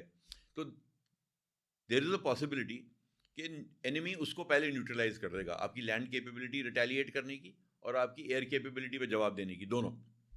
पर सबमरीन कहाँ है पानी में जिसमें वो मिसाइल लगाए, किसी को नहीं मालूम। बिल्कुल। वो कहीं एक डिटरेंट पेट्रोल पे है, और वहाँ उसको ऑर्डर मिलेगा कि भाई ये सेकंड स्ट्राइक आप करो। अभी दुश्मन को नहीं मालूम मिसाइल कहाँ से आने वाला है। इसलिए सेकंड स्ट्राइक के लिए सबसे क्रेडिबल, सबसे माना हुआ जो मेथड है वो सबमरीन लॉन्च्ड है। तो कोई भी देश जिसकी नो फर्स्ट यूज पॉलिसी हो, उसको ये इंश्योर करना है कि किसी सेकंड स्ट्राइक कैपेबिलिटी में कोई डाउट ना हो किसी और के माइंड में कि ये कर सकते हैं कि नहीं कर सकते। उनको इतना डर होना चाहिए कि ऐसा अटैक आएगा हमारे ऊपर जहाँ कहाँ से आएगा हमको मालूम नहीं, कि हम पहले ही अटैक नहीं करें उस देश के ऊपर। तो इसलिए ये सबमरीन स्ट्रेटेजिकली बहुत जरूरी है एज अ डिटरेंट। हाँ, इट्स अ डिटरेंट कि इसकी वजह से आपके ऊपर कोई हमला नहीं करेगा। और लाइक आई सेड 5 देशों के पास है, पर इसकी क्रेडिबिलिटी क्या है कि आपका, इसका मतलब 365 दिन साल के एक सबमरीन कम से कम कहीं पेट्रोल पे होनी चाहिए। अगर जो कि डॉक पे नहीं है कि इनके पास इतनी है ही नहीं कि 365 दिन रख सकें पेट्रोल पे, तो उसको पता है कब है पेट्रोल पे और कब नहीं है पेट्रोल पे। बिल्कुल, बिल्कुल। और पेट्रोल पे नहीं है तो इसका कोई फायदा नहीं है। हाँ। 365 डेज अगर आपको पेट्रोल पे सबमरीन रखनी है एसएसबीएन, तो आपको कम से कम 4 एसएसबीएन की जरूरत है। एक आती है, एक जा रही है, एक पेट्रोल पे है, और एक रिपेयर रिफिट जो भी चल रहा है उसका मेंटेनेंस चल रही है। तो कम से कम आपको 4 चाहिए। हमारे पास अभी 2 हैं, पर हमारी 2 और बन रही हैं। तो हमने भी ये डिसाइड कर लिया कि 4 तो कम से कम हम रखेंगे, और हमारा ये प्रोग्राम बहुत सेटिस्फैक्टरीली चल रहा है। तो मेरे ख्याल से 2030 तक हमारे पास 4 एसएसबीएन होनी चाहिए। तीसरी तो मीडिया रिपोर्ट्स के मुताबिक तो ऑलमोस्ट तैयार है। हाँ। चौथी भी बन रही है, तो 4-5 साल में हमें उम्मीद है कि वो भी बन जाएगी। जो 2 हमारे SSBN है, क्या नाम है उनका? अरिहंत जो 2016 में कमीशन हुई थी, 2017 में, और अरिघत। अरिघत। तो देखिए बड़ी भी है। तो SSBN आपके पास, जैसे मैंने कहा, 4 होनी चाहिए। अगर आप देखें, अमेरिका के पास तो कई हैं, 11-12 हैं, चाइना के पास 6 हैं, वो और 4 हैं, वो और बढ़ा रहे हैं, रशिया के पास भी ज़्यादा हैं, क्योंकि उनका रोल फ़र्क था, वो तो ग्लोबल डोमिनेशन देख रहे हैं। पर अगर आप यूके और फ्रांस को देखें, जिन्होंने न्यूक्लियर डिटरेंस बस है, उनका कोई ग्लोबल एम्बिशन नहीं है कुछ करने का, उनके पास हमेशा से 4 रही हैं, वो 4 ही रखते हैं। और दोनों देशों ने पिछले 55 साल से कंटिन्यूअस डिटरेंस मेंटेन करके रखी हुई है इन 4 के साथ। मतलब एक भी दिन ऐसा नहीं है पिछले 55 साल में कि एक सबमरीन पेट्रोल पे ना हो उनकी। हमें उसके लिए कम से कम एम करना चाहिए। उसके बाद हम क्या एज अ देश क्या करना चाहते हैं, वो 5, 6, 7 जितनी बनानी है बनाएंगे, पर 4 तो बहुत ही एसेंशियल है कि 4 होनी चाहिए। तब आपकी सेकंड स्ट्राइक कैपेबिलिटी बिल्कुल क्रेडिबल है, और भारत का अभी इंटेंशन यही है। दूसरी चीज़ है मिसाइल की कैपेबिलिटी क्या है। चलिए, अब आपके पास 4 सबमरीन है, मिसाइल की रेंज क्या है, मिसाइल की कैपेबिलिटी क्या है, आपकी टारगेटिंग क्या है, आपका दुश्मन कौन है, किसके खिलाफ आप ये बना रहे हैं। तो अगर आप देखें चाइना की जो SSBNs हैं, अब इन्होंने जो मिसाइल्स हैं उनके JL2 और JL3 जो बन रहा है अभी, उसकी रेंज होगी 12,000 मील, 12,000 किलोमीटर। मतलब अपने हार्बर से ही वो वॉशिंगटन को टारगेट कर सकता है। हमारे पास अभी उतनी काबिलियत नहीं है। हमारे पास अभी जो मिसाइल डेवलप हो रहा है उसको K4 कहते हैं, 3,500 किलोमीटर की रेंज है। पर एक बार वो मिसाइल की टेक्नोलॉजी हमारे पास आ जाए, फिर 3,000 को 5,000 6,000 बनाने में एक बार आपको फिजिक्स केमिस्ट्री समझ आ जाए मिसाइल की, बिल्कुल, फिर तो आप रेंज अपग्रेड कर सकते हैं। वो डिपेंड करेगा कि हमारा स्ट्रेटेजिक पोस्चर क्या है, हमको कितनी चाहिए। ये नहीं है, इसमें ये नहीं है कि मेरे पास 20,000 है, मेरे पास 25,000 है। आपको जरूरत ही नहीं है 20,000 किलोमीटर की, तो क्यों पैसा खर्च करें। बिल्कुल, अगर आपको लगता है कि मेरा 5,000 किलोमीटर से काम चल जाएगा, तो उतनी की मिसाइल बनाइए। वो तो नेशनल डिसीजन है, पॉलिटिकल डिसीजन है, स्ट्रेटेजिक डिसीजन है। पर काबिलियत मिसाइल बनाने की अब हमारे पास है। ये 3,500 किलोमीटर का जो मिसाइल है, ये हमने कई टेस्ट फायरिंग इसकी की हुई है, अभी तक सबमरीन से नहीं की थी कभी। पर अरिघात जब कमीशन हुई पिछले साल, उसके कमीशन होने के 3 महीने बाद हमने ये वाला मिसाइल अरिघात से फायर किया। तो इसका मतलब ये मोरल सब हमारी इन्वेंट्री में आ जाएगा मिसाइल। तो 3,500 किलोमीटर की कैपेबिलिटी है हमारी, जो हमारी सबमरीन से लॉन्च हो सकती है। तो हमारा एंडेवर क्या होना चाहिए कि इन सबमरीन को दुश्मन के पास नहीं जाना चाहिए, इन सबमरीन को हमारी एरिया में रहना चाहिए जहां हम इनको प्रोटेक्ट कर सकें, पर मिसाइल में इतनी रेंज होनी चाहिए कि जाके लग जाए टारगेट में। जाके इसको बेस्टन स्ट्रेटजी कहते हैं। चाइना ये फॉलो करता है, रशिया ये फॉलो करता है, सब ये फॉलो करते हैं, ताकि सबमरीन को भी बड़ा खतरा ना हो। अगर आपको एग्जांपल दूं, तो हमारा SSBN अगर बे ऑफ बंगाल से कोई भी टारगेट जो हम चाहते हैं, जो हमको लगता है कि ये एक टारगेट होना चाहिए, जो भी हमारी टारगेटिंग लिस्ट है, मुझे नहीं मालूम वो क्लासिफाइड होती है, वहां तक हमारा मिसाइल पहुंच सकता है कि नहीं, तो मैं क्यों बे ऑफ बंगाल से बाहर भेजूं खतरे में अपनी सबमरीन को, मैं वहीं से फायर कर दूंगा जो करना है। अभी पीछे ये न्यूज़ आई थी हाल ही में कि यूक्रेन रशिया कॉन्फ्लिक्ट में 2 US के सबमरीन्स रशिया बॉर्डर के पास थे जो न्यूक्लियर केपेबल थे, SSBNs। वो तो आप पावर प्रोजेक्शन कर रहे हैं, आप दिखा रहे हैं कि मैं देखिए मैं यहाँ पहुंच के आपके ऊपर हमला कर सकता हूँ। करने वाले का कोई इरादा नहीं होगा। पर ये तो पूरी कोल्ड वॉर 45 साल चली, क्यों किसी दोनों के पास इतने न्यूक्लियर वेपन थे कि दुनिया को तहस नहस कर सकते थे कई बार। बिल्कुल, एक भी अटैक नहीं हुआ। अमेरिका ने ना रशिया पे किया, रशिया ने अमेरिका पे किया, क्यूबन मिसाइल क्राइसिस हुई, सब कुछ हुआ, पर वो फाइनल फायरिंग नहीं हुई। वो बिकॉज ऑफ SSBNs। तभी SSBN को कहते ही डिटरेंट है, it's known as the deterrent, because nobody knows कि ये कहाँ घूम रही है। SSBN किसी को नहीं मालूम था सेकंड स्ट्राइक कहाँ से आएगा। सो सर, ये जो अगर मिसाइल पे ही अगली कैपेबिलिटी पे जाते हैं, तो इंडिया और इजराइल का एक जॉइंट वेंचर के थ्रू एक मिसाइल बनी है बराक 8, जो सरफेस टू एयर मिसाइल मानी जाती है। तो ये बराक 8 के बारे में बताओ थोड़ा सा। तो बराक एक बहुत ही सफल इजरायली मिसाइल रहा है कई सालों से। इंडिया ने भी कई सालों से इसको यूज किया है। शुरू में जब हमारा इंटीग्रेटेड मिसाइल प्रोग्राम था, वो जब ठीक पेस पे नहीं चल रहा था, उसमें वो मिसाइल डिलीवर नहीं हो रहे थे, तो इंडियन नेवी ने उस टाइम बराक ऑर्डर किया था। और उसके बाद ये जो इजराइल के साथ कोऑपरेटिव मॉडल DRDO ने सेटअप किया, इसको बोलते हैं LRSAM, long range surface to air missile, के साथ ये डेवलप करेंगे, को डेवलप करेंगे और को प्रोड्यूस करेंगे। तो इंडिजिनाइजेशन का ये भी एक तरीका है कि आप दूसरी कंट्री के साथ को डेवलप और को प्रोड्यूस कीजिए, धीरे धीरे टेक्नोलॉजी वो ट्रांसफर होती रहेगी आपको। तो बराक उसका एक बहुत अच्छा एग्जाम्पल है। तो अभी हमारे ज़्यादातर शिप्स पे बराक 8 लगाया जा रहा है। ये इसको बोलते हैं लॉन्ग रेंज सैम, ये होता है इसको बोलते हैं एरिया डिफेंस सिस्टम। मतलब खाली एक टारगेट के खिलाफ नहीं है, ये जनरली आपको एरिया को जब प्रोटेक्ट करना है तो आपके पास ऐसे सिस्टम होने चाहिए। तो इजराइल ने काफ़ी इसको सक्सेसफुली डिप्लॉय किया, और हमारे यहाँ भी ये बहुत, इसकी जितनी भी फायरिंग जहाँ तक मेरा ख्याल है हुई हैं बहुत सक्सेसफुल हुई हैं, और नेवी को इसमें बहुत कॉन्फिडेंस है बराक 8 की परफॉर्मेंस में। तो इसका सर इंडिया में इसको LRSAM कहते हैं, long range surface to air missile, LRSAM program. पर ये लार्जली आप कह रहे हो कि डिफेंस के टाइम पे ये ज्यादा, हाँ, these are all air defence weapons. हाँ, मतलब आपके खिलाफ जब कोई अटैक हो रहा है तो आप उसको काउंटर करने के लिए इनको फायर करते हैं। तो इसकी सर जब टेस्टिंग हो रही थी 2017 में विशाखापट्टनम, अगेन हमारा स्ट्रेटेजिक पोर्ट, वहाँ पर टेस्टिंग हुई थी। जब टारगेट ड्रोन लॉन्च हुआ तो वो 2.5 मैक पे चल रहा था, और बराक 8 3.5 मैक सुपरसोनिक की सुपरसोनिक स्पीड पे फायर करी गई थी। जो इजरायली एडमिरल था उसने ये, और ये रिकॉर्डेड है ये स्टेटमेंट इंडियन डिफेंस आर्काइव्स में, he said what you've just done, we've seen American systems fail at this, you've succeeded, India has changed the game। ये उसके वर्ड्स थे जब उसने बराक 8 की सक्सेसफुल टारगेटिंग देखी और उसकी एक्यूरेसी देखी जो हमने विशाखापट्टनम में अचीव करी थी। देखिए, एक बात मैं आपको बताऊं, आपके व्यूअर्स को भी ये अच्छा लगेगा सुन के, इंडियन आर्म्ड फोर्सेस जो काबिलियत वेपन्स की प्रूव करते हैं, और कई हमारे अपने नहीं होते, किसी और देश के होते हैं, वो काबिलियत उन देशों ने अपने इक्विपमेंट के साथ नहीं प्रूव की है। क्योंकि हमारा जो ऑपरेशनल फिलॉसफी है और हमारी जो ट्रेनिंग है, मैं रह चुका हूँ इसमें, इसलिए मैं कह रहा हूँ, और अपनी पढ़ाई नहीं कर रहा हूँ, मैं आपको फैक्ट बता रहा हूँ। इंडिया की जो ट्रेनिंग है वो दुनिया भर में मानी जाती है कि इंडियन आर्म फोर्सेस की जो ट्रेनिंग है, जो स्किल लेवल्स हैं, वो दुनिया भर में माने जाते हैं। इंडिया अगर एक इक्विपमेंट एक्सेप्ट करता है इम्पोर्ट के लिए, तो हमारी इतनी स्ट्रिंजेंट एक्सेप्टेंस प्रोसीजर्स हैं कि कई देश तो बोलते हैं भाई इंडिया ने ले लिया तो ठीक ही होगा, हम भी ले लेते हैं किसी और देश से। तो वो हमारी क्रेडिबिलिटी है इस एरिया में। हमने कई चीज़ों में, आपने देखा होगा, आपको रिपोर्ट्स पढ़ी होंगी, ये तो एक ही है बराक, जहाँ ओरिजिनल नेशन जिसने बनाया है उसने बोला ये तो हम ही नहीं कर पाए इस वेपन के साथ जो आपने किया है। अभी सिंदूर में आप देखिए S-400, पता नहीं कितने 300 कुछ किलोमीटर की रेंज पे, वो भी एक वर्ल्ड रिकॉर्ड है। कभी इस रेंज पे एंगेज नहीं किया गया है टारगेट, हमने करा। S-400 हमारे लिए नया सिस्टम है, 2-3 साल पहले ही आया है, ये भी नहीं है कि हम कई सालों से ऑपरेट कर रहे हैं उसको, पर फिर भी हमने वो करके दिखाया। तो हमारी जो इंटरनल ट्रेनिंग है, हमारी जो इंटरनल एक्सरसाइजेज हैं, बहुत टफ होती हैं। ऐसे नहीं है कि हम जब पीस टाइम में भी जब हम ऑपरेट करते हैं तो बिल्कुल ऐसा लगता है वॉर टाइम कंडीशंस में ऑपरेट कर रहे हैं।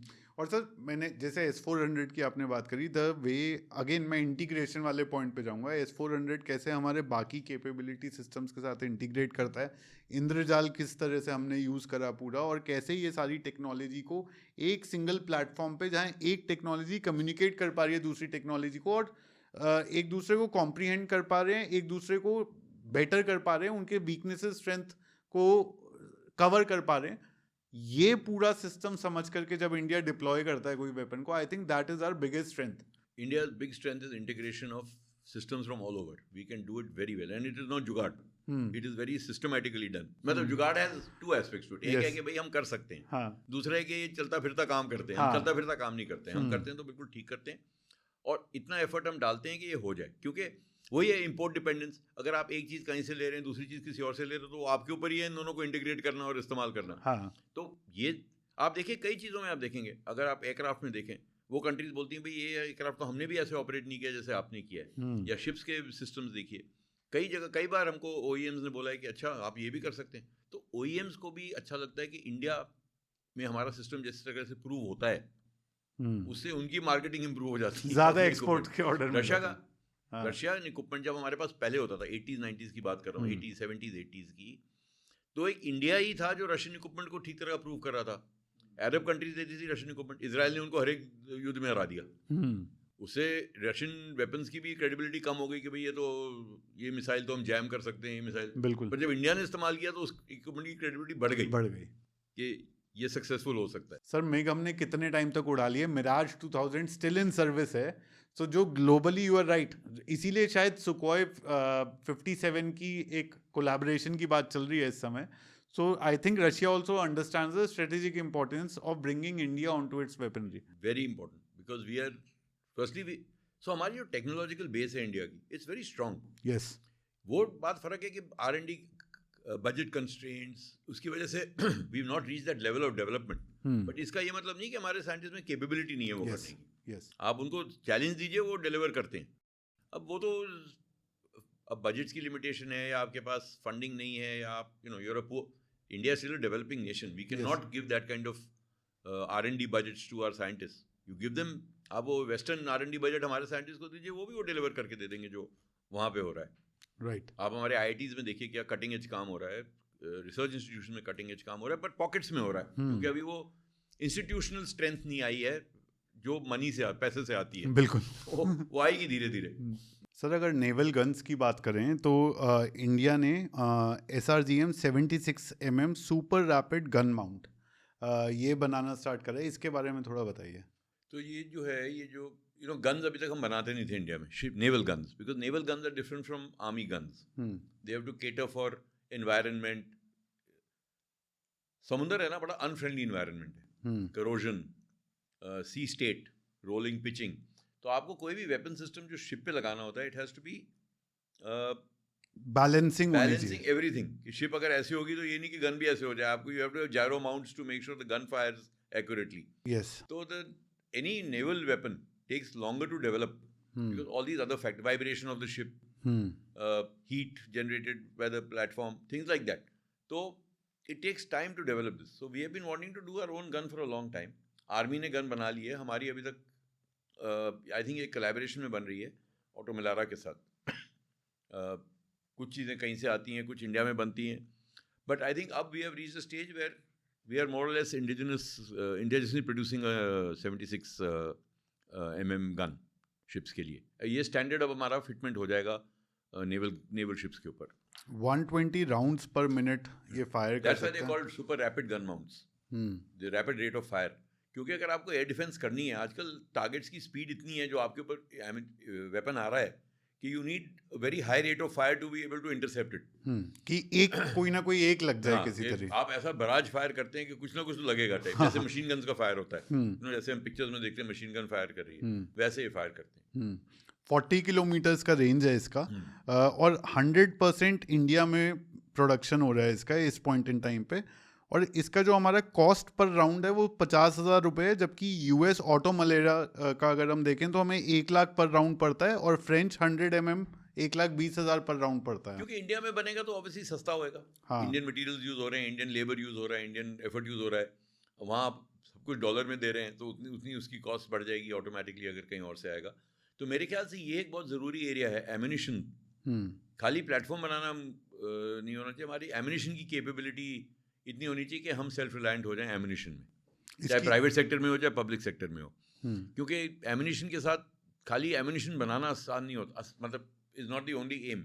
आपको एक्सप्लोसिव लाइसेंसेस लेने हैं, एक्सप्लोसिव हैंडलिंग आपको समझनी है, उसके इंटरनेशनल रेगुलेशंस हैं, आपको उनसे कंप्लायंट होना है. तो आपको भी जब कंपनी इस्टेब्लिश होती है, उसको अगर एम्यूनिशन हैंडल करना है, उसकी licensing is far more difficult than saying I am making a gun, give me a licence, because it has to take into account so many other things. और ammunition का sir एक और ये भी है कि वॉर के टाइम पे जब आपको एम्यूनिशन की एक्चुअल में ज़रूरत पड़ रही है तो आपकी डिपेंडेंस नहीं होनी चाहिए किसी और आपके पास इतनी कैपेसिटी होनी चाहिए कि आप जितना यूज़ हो रहा है उसको आप रिप्लेनिश फटाफट कर पा रहे हैं. इतने शेल्स आपके पास कैपेबिलिटी होती है बनाने की कि जितना आप बॉर्डर पे यूज़ कर रहे हैं उसकी रिप्लेनिशमेंट होती रहे. अगर आप इम्पोर्ट पे डिपेंडेंट हैं तो फॉरेन कंपनी कहते सॉरी 3 महीने तक मैं आपको नहीं दे सकता एक भी शेल. आपके पास कोई चॉइस नहीं होगी फिर, और वो आपका पूरा इंफ्रास्ट्रक्चर खड़ा का खड़ा वेस्ट हो जाएगा. बिल्कुल. तो ये बहुत ज़रूरी है कि आपके पास एम्यूनिशन में we should be self reliant totally. तो इसका एम्यूनिशन का जब पहली बार ये 50,000 ऑर्डर हुए थे 2020 में INS नीलगिरी के लिए, और 3 महीने में नेवी को ज़रूरत थी इसकी, और कोविड-19 का लॉकडाउन लग गया था. तब उस फैक्ट्री में 8 हफ्ते में 200 वर्कर 8 हफ्ते के लिए सिर्फ दे डिसाइडेड कि हम फैक्ट्री के अंदर ही रहेंगे. उसमें से एक वर्कर की वाइफ प्रेग्नेंट थी, उनकी डिलीवरी भी हुई उस टाइम के 8 हफ्ते के बीच में. बट ये सर स्पिरिट है दैट उन्होंने वॉलंटियर करा, चूज़ करा कि हम 8 हफ्ते बंद रहेंगे फैक्ट्री में. कोई 14 घंटे की शिफ्ट करी हर रोज़, जब कोविड-19 में हम सब लोग घर पे बैठे हुए थे, और 50,000 की जगह 60,000 राउंड डिलीवर करे ड्यू डेट से पहले. नहीं, देखिए कोविड के टाइम पे जिस तरीके से नेशन ने रिस्पॉन्ड किया, मेरे ख्याल से ये एक एग्जाम्पल है सबके लिए. ठीक है, सेटबैक्स भी थे, हम नहीं कोप कर पाए, सेकंड वेव जब आई तो हमने तो वही कहानियां सुनी ना. हमने सक्सेस स्टोरीज नहीं सुनी. यस. आप नेवी देखिए, एक सबरीन ले लीजिए जिसमें 60 आदमी एक सॉसेज के अंदर रहते हैं, मेटालिक सॉसेज. बिल्कुल. कोविड के केस क्यों नहीं हुए वहाँ पे?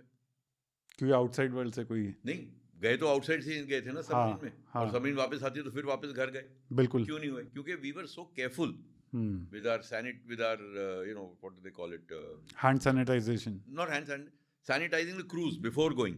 हाँ क्रू कितने दिन पहले ऑन बोर्ड आता था, इतने दिन रहता था वहाँ पे। फिर USS कौन सा एयरक्राफ्ट कैरियर था, 850 Covid cases on one ship, 4 or 5 ships of theirs were tied up alongside, क्योंकि इतने कोविड केस हो गए, they didn't have a crew to sail. We had nothing like that. We continued to operate. Similarly, industry responded magnificently. So these stories are not one. There must be many stories like this. Yes. Where people जो घर ही नहीं गए, कि भाई घर जाएंगे आएंगे तो कोविड हो सकता है, तो एक सैनिटाइज एनवायरनमेंट में रहो और काम करते रहो। ना, अगर आप आत्मनिर्भर हैं, जब जरूरत पड़ी तो आपके पास कैपेसिटी थी वो करने की। अगर आप किसी के ऊपर डिपेंडेंट होते, वो बोलता है सॉरी कोविड है, हमारी तो फैक्ट्रीज बंद है। हाँ। एंड हर कोई पहले अपनी कंट्री को रिप्लेनिश करने के लिए यूज करेगा, लेकिन आपके पास अपने पास है तो दैट इज नेशन फर्स्ट, आप यूज कर पाओगे। Sir land attack cruise mile क्यों होती है, ये समझते हैं पहले और फिर निर्भय की बात करते हैं। देखिए लैंड अटैक क्रूज मिसाइल वो होता है जो आप सी से फायर कर सकते हैं। आप लैंड तो जैसे अब टॉमाहॉक, मैं एक एग्जांपल देता हूँ, टॉमाहॉक सबसे successful land attack cruise missile है दुनिया में। जो यूएस की लॉस एंजलिस क्लास सबमरीन है SSNs, वो सी से फायर कर सकती है। इनकी रेंज है 750 से करीब 1000 किलोमीटर तक। तो आप ये सोचिए कि आप सी से 500 किलोमीटर से भी फायर करें दूर से लैंड के, और एक टारगेट जो आपको निकालना है लैंड पे 250 किलोमीटर अंदर आप उसको निकाल सकते हैं। इतनी पिन पॉइंट टारगेटिंग होती है कि आप एक हट को निकाल सकते हैं वहाँ पे। तो इनमें कई कैपेबिलिटीज होती है इन मिसाइल्स में। एक तो होती है इनके कॉन्टूर मैपिंग, तो अगर बीच में पहाड़ आ गया तो ये पहाड़ के साथ साथ ऐसे जाएंगी, ऊपर चढ़ जाएंगी। हाँ, they will, so that gap between the land obstacle and the missile remains constant, and so it gets maximum range.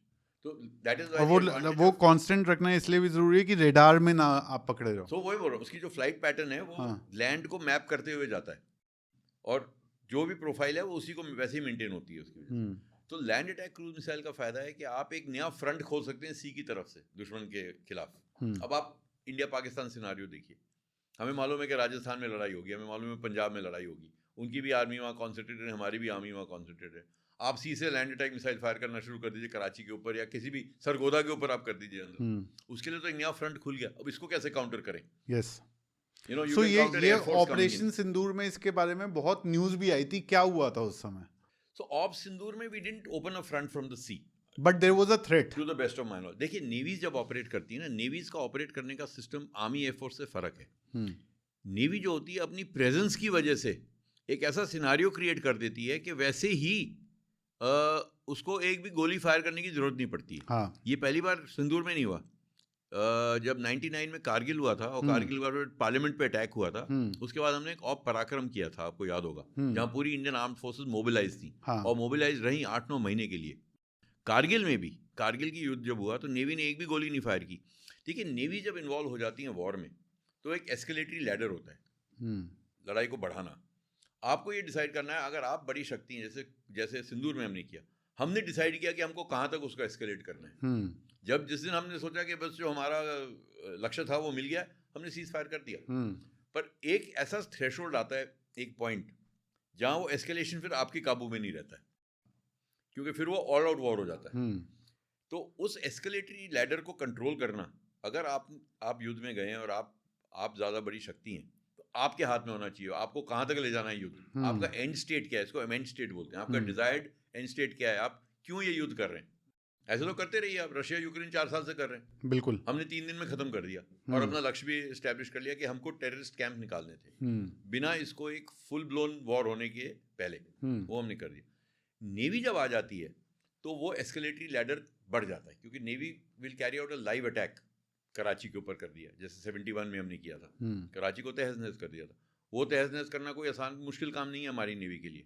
अब तो हमारी नेवी बहुत पावरफुल हो गई है 71 के मुकाबले, और हमारा और पाकिस्तान नेवी के बीच में बहुत बड़ी एसिमेट्री है।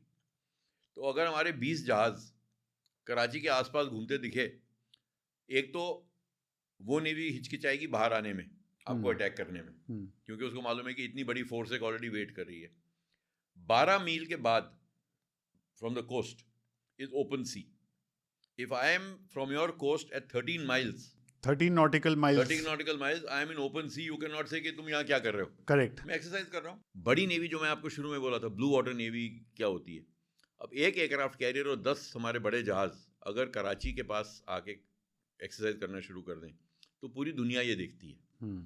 और अगर दुनिया को लगे कि यहाँ कुछ सिचुएशन बिगड़ने वाली है तो शिपिंग कंपनीज अपनी शिप्स को वहाँ भेजना बंद कर देंगी जो कार्गो लेके आती हैं, क्योंकि इंश्योरेंस रेट इतने बढ़ जाएंगे कि ना तो शिपिंग कंपनी पे कर पाएगी उसको, ना आपकी सरकार पे कर पाएगी। क्योंकि जिस जहाज़ का कार्गो अगर 10 लाख रुपए का है और आप इंश्योरेंस 2 लाख रुपए दे रहे थे तो आपको 12 लाख की पड़नी थी, अब वो इंश्योरेंस ही 10 लाख का हो जाएगा तो आपको 20 लाख, जो चीज़ 12 लाख की है वो आपको 20 लाख कॉस्ट करेगी। अब तो शिप्स आना बंद हो जाती हैं और इंश्योरेंस रेट बढ़ जाते हैं। ये एक तरीके का ब्लॉकेड हो जाता है। इसको आजकल हम ब्लॉकेड नहीं कहते क्योंकि ब्लॉकेड टर्म जो है वो डिक्लेरेशन ऑफ वॉर के बाद ही यूज़ कर सकते हैं, पर इसको हम बोलते हैं एक्सक्लूसिव जोन, एक्सक्लूजन जोन। तो अगर आप दुनिया को बता दें कि भाई हम यहाँ पे हैं, कुछ हो सकता है यहाँ पे, हमारी कोई जिम्मेदारी नहीं होगी, अगर आपकी कोई शिप फंस जाए इसमें तो अपने आप शिपिंग कंपनीज हेजिटेट करेंगी आपको कार्गो भेजने में। तो ये एक बहुत सफल तरीका है किसी कंट्री को इकोनॉमिकली चोक करने का। पाकिस्तान की लिमिटेशन ये है कि उसके पास एक ही डीप वाटर पोर्ट है, कराची। यस। अगर आपने कराची को सक्सेसफुली ब्लॉकेड कर दिया तो उसके पास और कोई जगह नहीं है जहाँ वो कार्गो आ सकता है। इसीलिए वो इतना कीन है कि ग्वादर डेवलप हो जाए, कि एक तो ऑल्टरनेट होना चाहिए उनके पास। तो ये हमारा बहुत बड़ा एस है हमारे पास, पाकिस्तान को इकोनॉमिकली चोक करने का। कारगिल में हमने वहाँ भी कोई एक मिसाइल नहीं फायर किया नेवी ने, एक गन नहीं फायर की नेवी ने, पर नवाज शरीफ गया क्लिंटन के पास कि इंडिया को बोलिए सीज फायर कर दे, क्योंकि उनके पास 4 दिन का तेल बचा था खाली, क्योंकि कोई उनका टैंकर ही नहीं आ रहा था। बिल्कुल। या तो आपकी अपनी मर्चेंट नेवी इतनी तगड़ी होनी चाहिए कि वो बोले कि हमारी शिप से हम लेके आएंगे, हम एस्कॉर्ट करके लाएंगे। हाँ। या तो इतनी तगड़ी आपकी खुद की मर्चेंट नेवी होनी चाहिए। इसलिए मर्चेंट नेवीज भी एक स्ट्रेटेजिक फोर्स है। क्योंकि 4 दिन का ही तेल बचा था पाकिस्तान में और इंडियन नेवी का डोमिनेंस था अरेबियन सी पे उस पॉइंट इन टाइम पे, और कराची पोर्ट पे बार बार मीडिया में खबरें चल रही थी एटलीस्ट कि चाहे वो प्रोपेगेंडा हो या हमारा स्ट्रेटेजिक मूव हो कि यहाँ से अटैक हो सकता है। इस वजह से पाकिस्तान में सप्लाई रुक गए और उनको सीज फायर के लिए एक और बड़ा दबाव इस तरफ से भी पड़ा था। Correct, you put it across well. तो ये एक नेवीज की बहुत बड़ी क्वालिटी होती है, ये कैपेबिलिटी। तो सिंदूर में भी हमारी पूरी वेस्टर्न फ्लीट डिप्लॉय हो गई थी। हाँ। जो भी एक्सरसाइज कर रही थी या जो भी कर रही थी, वही एक मैसेज था।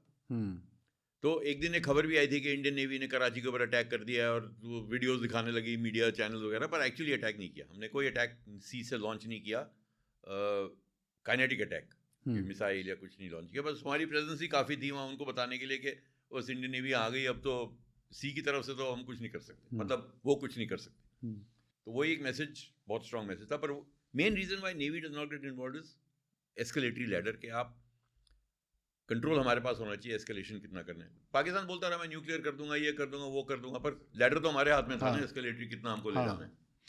सो अब ये जैसे इस कॉन्टेक्स्ट में अब हम निर्भय को समझें तो इसकी 800 से 1000 किलोमीटर की रेंज मानी जाती है, यानी कि 13 नॉटिकल माइल्स, जो तकरीबन अब 15 से 20 किलोमीटर दूर अगर लैंड मास के हैं तो आप 1000 किलोमीटर अंदर तक टारगेट एक्वायर करके, और प्रिसिशन गाइडेंस, प्रिसिजन गाइडेंस के साथ आप डिसाइड कर सकते हैं ये टारगेट निकालना। ये नहीं कि एक मिसाइल मार रहे हैं हम लैंड पे, हाँ, हमको इस टारगेट पे मार रहे हैं, उतनी प्रिसिशन गाइडेंस है कि आप एक बिल्डिंग निकाल सकते हैं जो आपने आइडेंटिफाई कर ली। सो ये INS GPS mapping, terrain mapping भी करता है, जैसा मैंने आपको बताया। हाँ, और कॉन्टूर मैपिंग कहते हैं, बट हाँ वही टेरेन मैपिंग। 0.7 मार्क स्पीड ले सकता है ये, जो कि बहुत ही जबरदस्त स्पीड होती है एक मिसाइल के लिए। थोड़ी कम है, बस सब थोड़ी सी कम, थोड़ी हाँ, कम है। और 100% इंडिया में बनती है ये कहीं भी बाहर एक भी कंपोनेंट इसका बाहर से नहीं बनता है। अप्रैल 2024 में long range land attack cruise missile का जो ये मानिक का इंजन इसमें यूज़ करा गया है, जो कि 2028 तक ये माना जा रहा है कि हम 1500 किलोमीटर की रेंज तक पहुंच जाएंगे इसमें। उम्मीद है। ये तो कंटिन्यूस प्रोसेस है। आप 15 पहुंचे, फिर आप बोलेंगे चलो 2000 करते हैं, वो तो एक एवोल्यूशनरी प्रोसेस होता है। हर एक वेपन का ऐसे होता है, नहीं तो थोड़े साल के बाद वो ऑब्सोलीट हो जाएगा। तो आपकी R&D चलती रहती है और इंक्रीमेंटली आप इम्प्रूव करते रहते हैं। देखिए सबसे बड़ी इसमें एडवांटेज ये है कि क्योंकि ये इंडिजिनस है और आप खुद बना रहे हैं, रेंज के ऊपर कोई लिमिटेशन नहीं है। अगर आप बाहर से इंपोर्ट करते हैं तो MTCR के मुताबिक, मिसाइल टेक्नोलॉजी कंट्रोल रिजीम के मुताबिक, कोई कंट्री किसी और कंट्री को 300 किलोमीटर रेंज से ज़्यादा के मिसाइल का एक्सपोर्ट नहीं कर सकती है। अच्छा, तो ये आपको खुद ही बनानी पड़ेगी। खुद ही बनानी है। अगर आपको 300 किलोमीटर की रेंज से ज़्यादा मिसाइल चाहिए तो वो आपका अपना होना है, कोई और आपको दे नहीं सकता। मतलब आप दे दे वो बात फ़र्क है, पर रेजीम के मुताबिक नहीं दे सकता।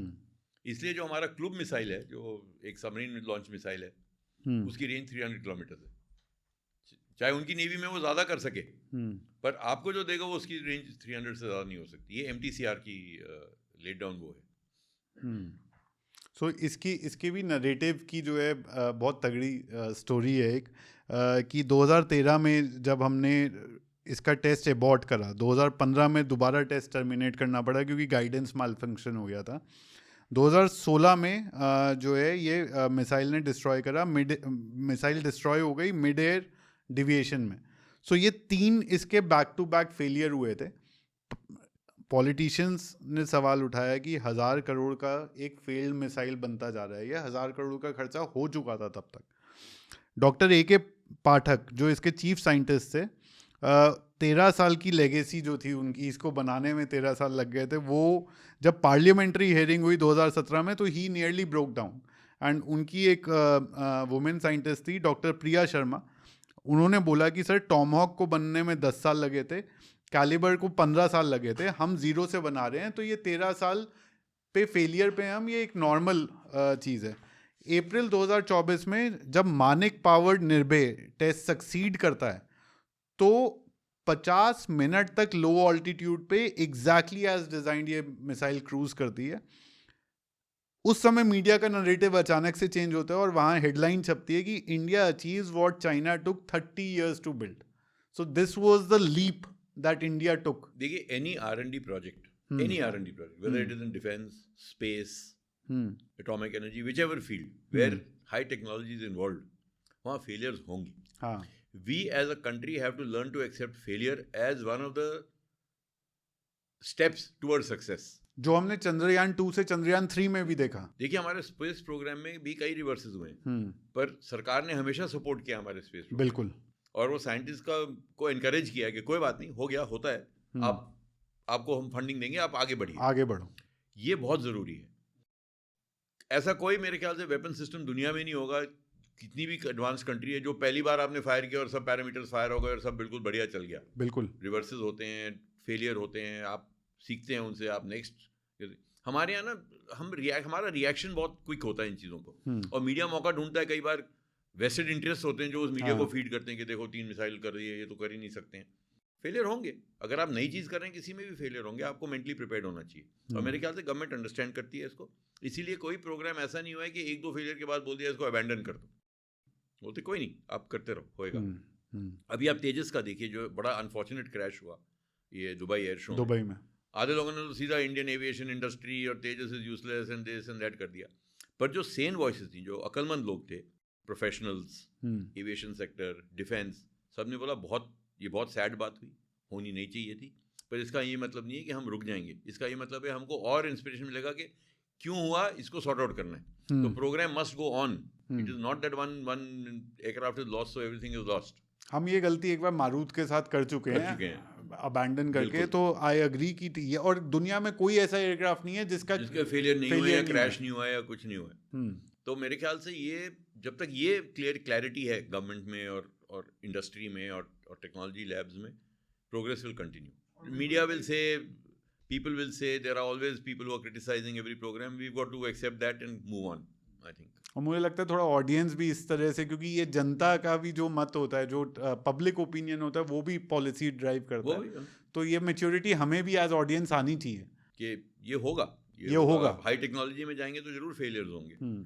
सबमरीन और अंडर वाटर डोमिनेंस पे चलते हैं, जो आपका भी कोर्स एरिया ऑफ इंटरेस्ट है। कालावारी क्लास इंडिया 3300 टन का डिस्प्लेसमेंट है इसका, इसके बारे में बताइए। देखिए, हमारी 3 किस्म की पनडुब्बियाँ होती हैं। हाँ। जैसे मैंने आपको शुरू, एक SSBN होती है जो हमारा न्यूक्लियर है। ये स्ट्रेटेजिक प्लेटफॉर्म्स होते हैं, इनकी डिस्प्लेसमेंट बड़ी होती है, बड़े जहाज होते हैं क्योंकि इनमें मिसाइल्स होते हैं और कई चीज़ें होती हैं। नेक्स्ट कैटेगरी आती है SSN।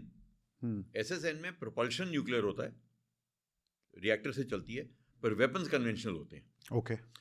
तो SSN जो है that is a very very powerful naval weapon platform. It is probably the most powerful naval weapon platform in the world today. क्योंकि रिएक्टर है, इसमें कोई लिमिटेशन नहीं है स्पीड की, इसमें कोई लिमिटेशन नहीं है एंड्योरेंस की. इसमें 25 साल तक चल सकती है सबमरीन पानी में. Human endurance is the only endurance which matters in this. And these are very very powerful. इन्हीं में अमेरिकन एसएसएन में टॉमाहॉक्स हैं, all kinds of weapons are there. It's got the advantage of speed. So it is a very potent platform for any blue water navy. ये भी खाली 5 देशों के पास है, वही 5, यूएस, रशिया, यूके, फ्रांस और चाइना. इंडिया ने 1988 में एक लीज की थी रशिया से, चक्रा 1. वो आई 3 साल हमारे पास थी. हमने कई चीज़ें सीखी क्योंकि न्यूक्लियर सबमरीन एक बड़ा कॉम्प्लेक्स प्लेटफॉर्म है. कहा जाता है कि nuclear submarine is more complex than a spaceship. अच्छा. As a platform. तो to understand nuclear technology, first you have to understand submarine, कि सबमरीन कैसे चलती है. फिर आपको उतनी नॉलेज होनी चाहिए न्यूक्लियर टेक्नोलॉजी कैसे इस्तेमाल करनी होती है, क्योंकि ये दोनों चीज़ें इसमें हैं. अनलाइक न्यूक्लियर रिएक्टर्स बाहर जो बड़े बड़े होते हैं, यहाँ एक छोटा सा रिएक्टर है जो आपके सबमरीन में है. सबमरीन पानी के नीचे है, इनक्लोज्ड एनवायरनमेंट है. इसका मतलब इस रिएक्टर में इतनी भी स्कोप नहीं होनी चाहिए कि कुछ गड़बड़ हो जाए. बिल्कुल. उस लेवल की आपको प्रिसिशन चाहिए इसमें. तो it's a very complex platform. तो इसको मेंटेन करना, इसको सपोर्ट करना, इनको ऑपरेट करना एक टोटली डिफरेंट सिस्टम है. वो सीखने के लिए हमने रशिया से लीज की न्यूक्लियर सबमरीन, या रशियंस की हेल्प से हमने शोर एस्टैब्लिश किया कि भाई अच्छा सबमरीन जब वापस आती है तो क्या क्या चाहिए आपको शोर, रिएक्टर मेंटेनेंस के लिए, सबमरीन मेंटेनेंस के लिए, वो सब एस्टैब्लिश किया हमने. 91 में सबमरीन वापस चली गई क्योंकि रशिया ब्रेकअप हो गया उस टाइम, सोवियत यूनियन ब्रेकअप हो गया. फिर अगली हमारी आई 2010 में, फिर हमने लीज पे ली. वो अकुला 2 थी और चाली 2, उसको चक्रा 2 कहा हमने. वो 2022 में वापस भेज दी हमने, 2021-22 में. 10 साल की लीज पे आई थी, 2012 में आई और 2022 में चली गई. उससे हमने बहुत कुछ सीखा. और कई जो चीज़ें उससे सीखी हमने अपने अरियान प्रोग्राम में इनकॉर्पोरेट की, क्योंकि वो भी न्यूक्लियर प्रोपल्शन था. इसलिए आजकल हम इतनी कॉन्फिडेंस से न्यूक्लियर सबमरीन ऑपरेट कर सकते हैं इमीडिएटली आफ्टर कमीशनिंग, क्योंकि थोड़ा बहुत एक्सपीरियंस हमने रशियन सबमरीन से गेन किया. ये बड़ा अच्छा स्टेप था जो हमने लिया, कि सीधा हमने सोचा कि हम न्यूक्लियर सबमरीन बना लेते हैं. हमने पहले सीखा कि भाई न्यूक्लियर सबमरीन में होता क्या है, कैसे बनती, कैसे ऑपरेट होती है, क्या सोफिस्टिकेशन है, क्या सिस्टम्स हैं, क्या सेफ्टीज़ हैं, कैसे करते हैं, और फिर अपनी बनानी शुरू की. तो एसएसएन अभी हमारे पास अपनी नहीं है, पर एसएसएन का प्रोग्राम कई सालों से डिस्कशन में है. गवर्नमेंट ने 6 एसएसएन के लिए हमने प्रपोजल नेवी ने दिया था, और 6 का in principle sort of approval है कि हाँ भाई इंडिया को 6 की ज़रूरत है. पर अभी अप्रूवल 2 का आया है. 2 का CCS cabinet committee on security 2 SSN approve कर दिए हैं. उनका डिज़ाइन का काम शुरू हो चुका है, और अगले 10-12 साल में ये सबमरीन ऑपरेशनल होंगी. और इसकी ज़रूरत इंडिया को आज नहीं है, हमारे पास ये ऑलरेडी होनी चाहिए थी अब तक. क्योंकि अगर हम ब्लू वाटर नेवी होना चाहते हैं और कैरियर नेवी होना चाहते हैं और चीन का मुकाबला करना चाहते हैं इंडियन ओशन में, तो हमको एसएसएन की बहुत ज़रूरत है. क्योंकि एसएसएन एक ऐसा प्लेटफॉर्म है जो, क्योंकि वो इतना वर्सेटाइल है. आप 25 नॉट की स्पीड पे अंडर वाटर आप जा रहे हैं, तो मतलब एक दिन में आप 500 किलोमीटर, 500 नॉटिकल माइल कवर कर सकते हैं. 600-700 किलोमीटर एक सबमरीन कवर कर सकती है. किसी को नहीं पता कहाँ है वो. तो जो आपकी जो आपकी अपोजिंग नेवी की जो कैरियर बैटल ग्रुप है, वो भी थोड़ा सहम के चलेगा कि शायद इनकी न्यूक्लियर सबमरीन यहाँ कहीं हो सकती है, कहाँ से आ जाए, यहाँ आ जाएगी. तो नहीं तो अगर आपको पता है न्यूक्लियर सबमरीन न्यूज, आप बोलते हो सरफेस नेवी इनकी कहाँ है, हमको सैटेलाइट बता देगी, और इनके पास कुछ है ही नहीं. तो अब हम जहाँ भी चाहें ऑपरेट कर सकते हैं. बिल्कुल. और चाइनीज जब carrier battle group Indian Ocean में आएगा, वो अपनी एसएसएन लेके आएगा. तो हमारे पास भी एक काबिलियत होनी चाहिए कि हमारी जो कैरियर बैटल ग्रुप है वो इसके दबाव में ना आए कि भाई उनके पास है, हमारे पास नहीं है. तो हमारे को भी एसएसएन की बहुत ज़रूरत है. 2 का अप्रूवल हो गया है. ये एक टेक्नोलॉजी जो आपको कोई नहीं देगा, आपको खुद पूरी डेवलप करनी है. न्यूक्लियर कौन किसके साथ शेयर करता है. बिल्कुल. तो मेरे ख्याल से डिज़ाइन में तो हम काफ़ी आगे तक पहुंच गए. हमारा एक वॉरशिप डिज़ाइन ब्यूरो है, उसने बहुत बढ़िया काम किया है कई सालों से. तो एसएसएन हमारी 10-12 साल में आ जाएंगी. अब आते हैं हम कलवरी क्लास पे. तो 1999 में हम सबमरीन इंडियन नेवी में पहली सबमरीन आई थी 1967 में. दिसंबर 1967 में पहली कमीशन हुई थी. ये थी एक रशियन फॉक्सट्रॉट क्लास सबमरीन. 467 और 69 के बीच में आई. फिर 472, ये 71 वॉर में इन्होंने पार्ट भी लिया. फिर 72 और 74 के बीच में 4 और आई. तो हमारे पास 8 फॉक्सट्रॉट क्लास सबमरीन थी. फिर एक गैप आया 12 साल का.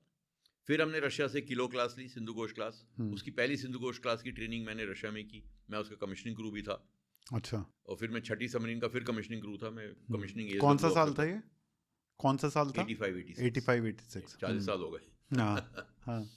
तो वो लेके आए, जर्मनी से 2 सबमरीन आई, 2 हमने इंडिया में बनाई 92 और 94 में, आयनिश, शाल्की और शंकर। और ये बड़ा पॉजिटिव स्टेप था कि हम इंडिया में 90s में खुद सबमरीन बना सकते थे। जर्मन डिज़ाइन था पर सबमरीन इंडिया में बनी मैज़गॉन डॉक्स में।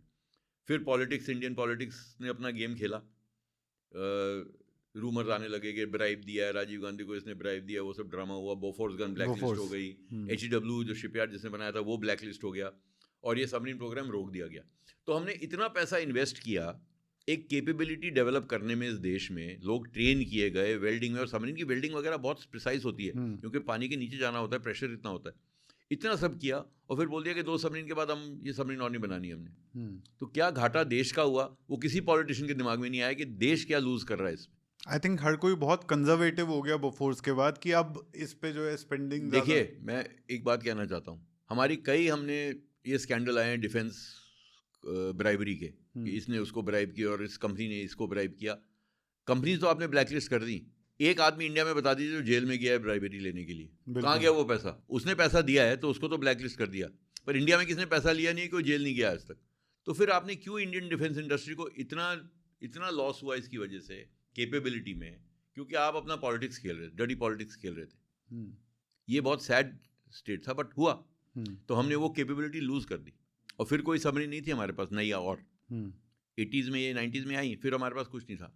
तो 1999 में एक 30-year प्लान बनाया गया इंडिजिनस सबमरीन कंस्ट्रक्शन का, कि हमको अब ऐसी काबिलियत आनी चाहिए अगले 30 साल में कि हम अपनी सबमरीन बनाएं, किसी फॉरेन कोलैबोरेटर के पास जाने की ज़रूरत ना पड़े।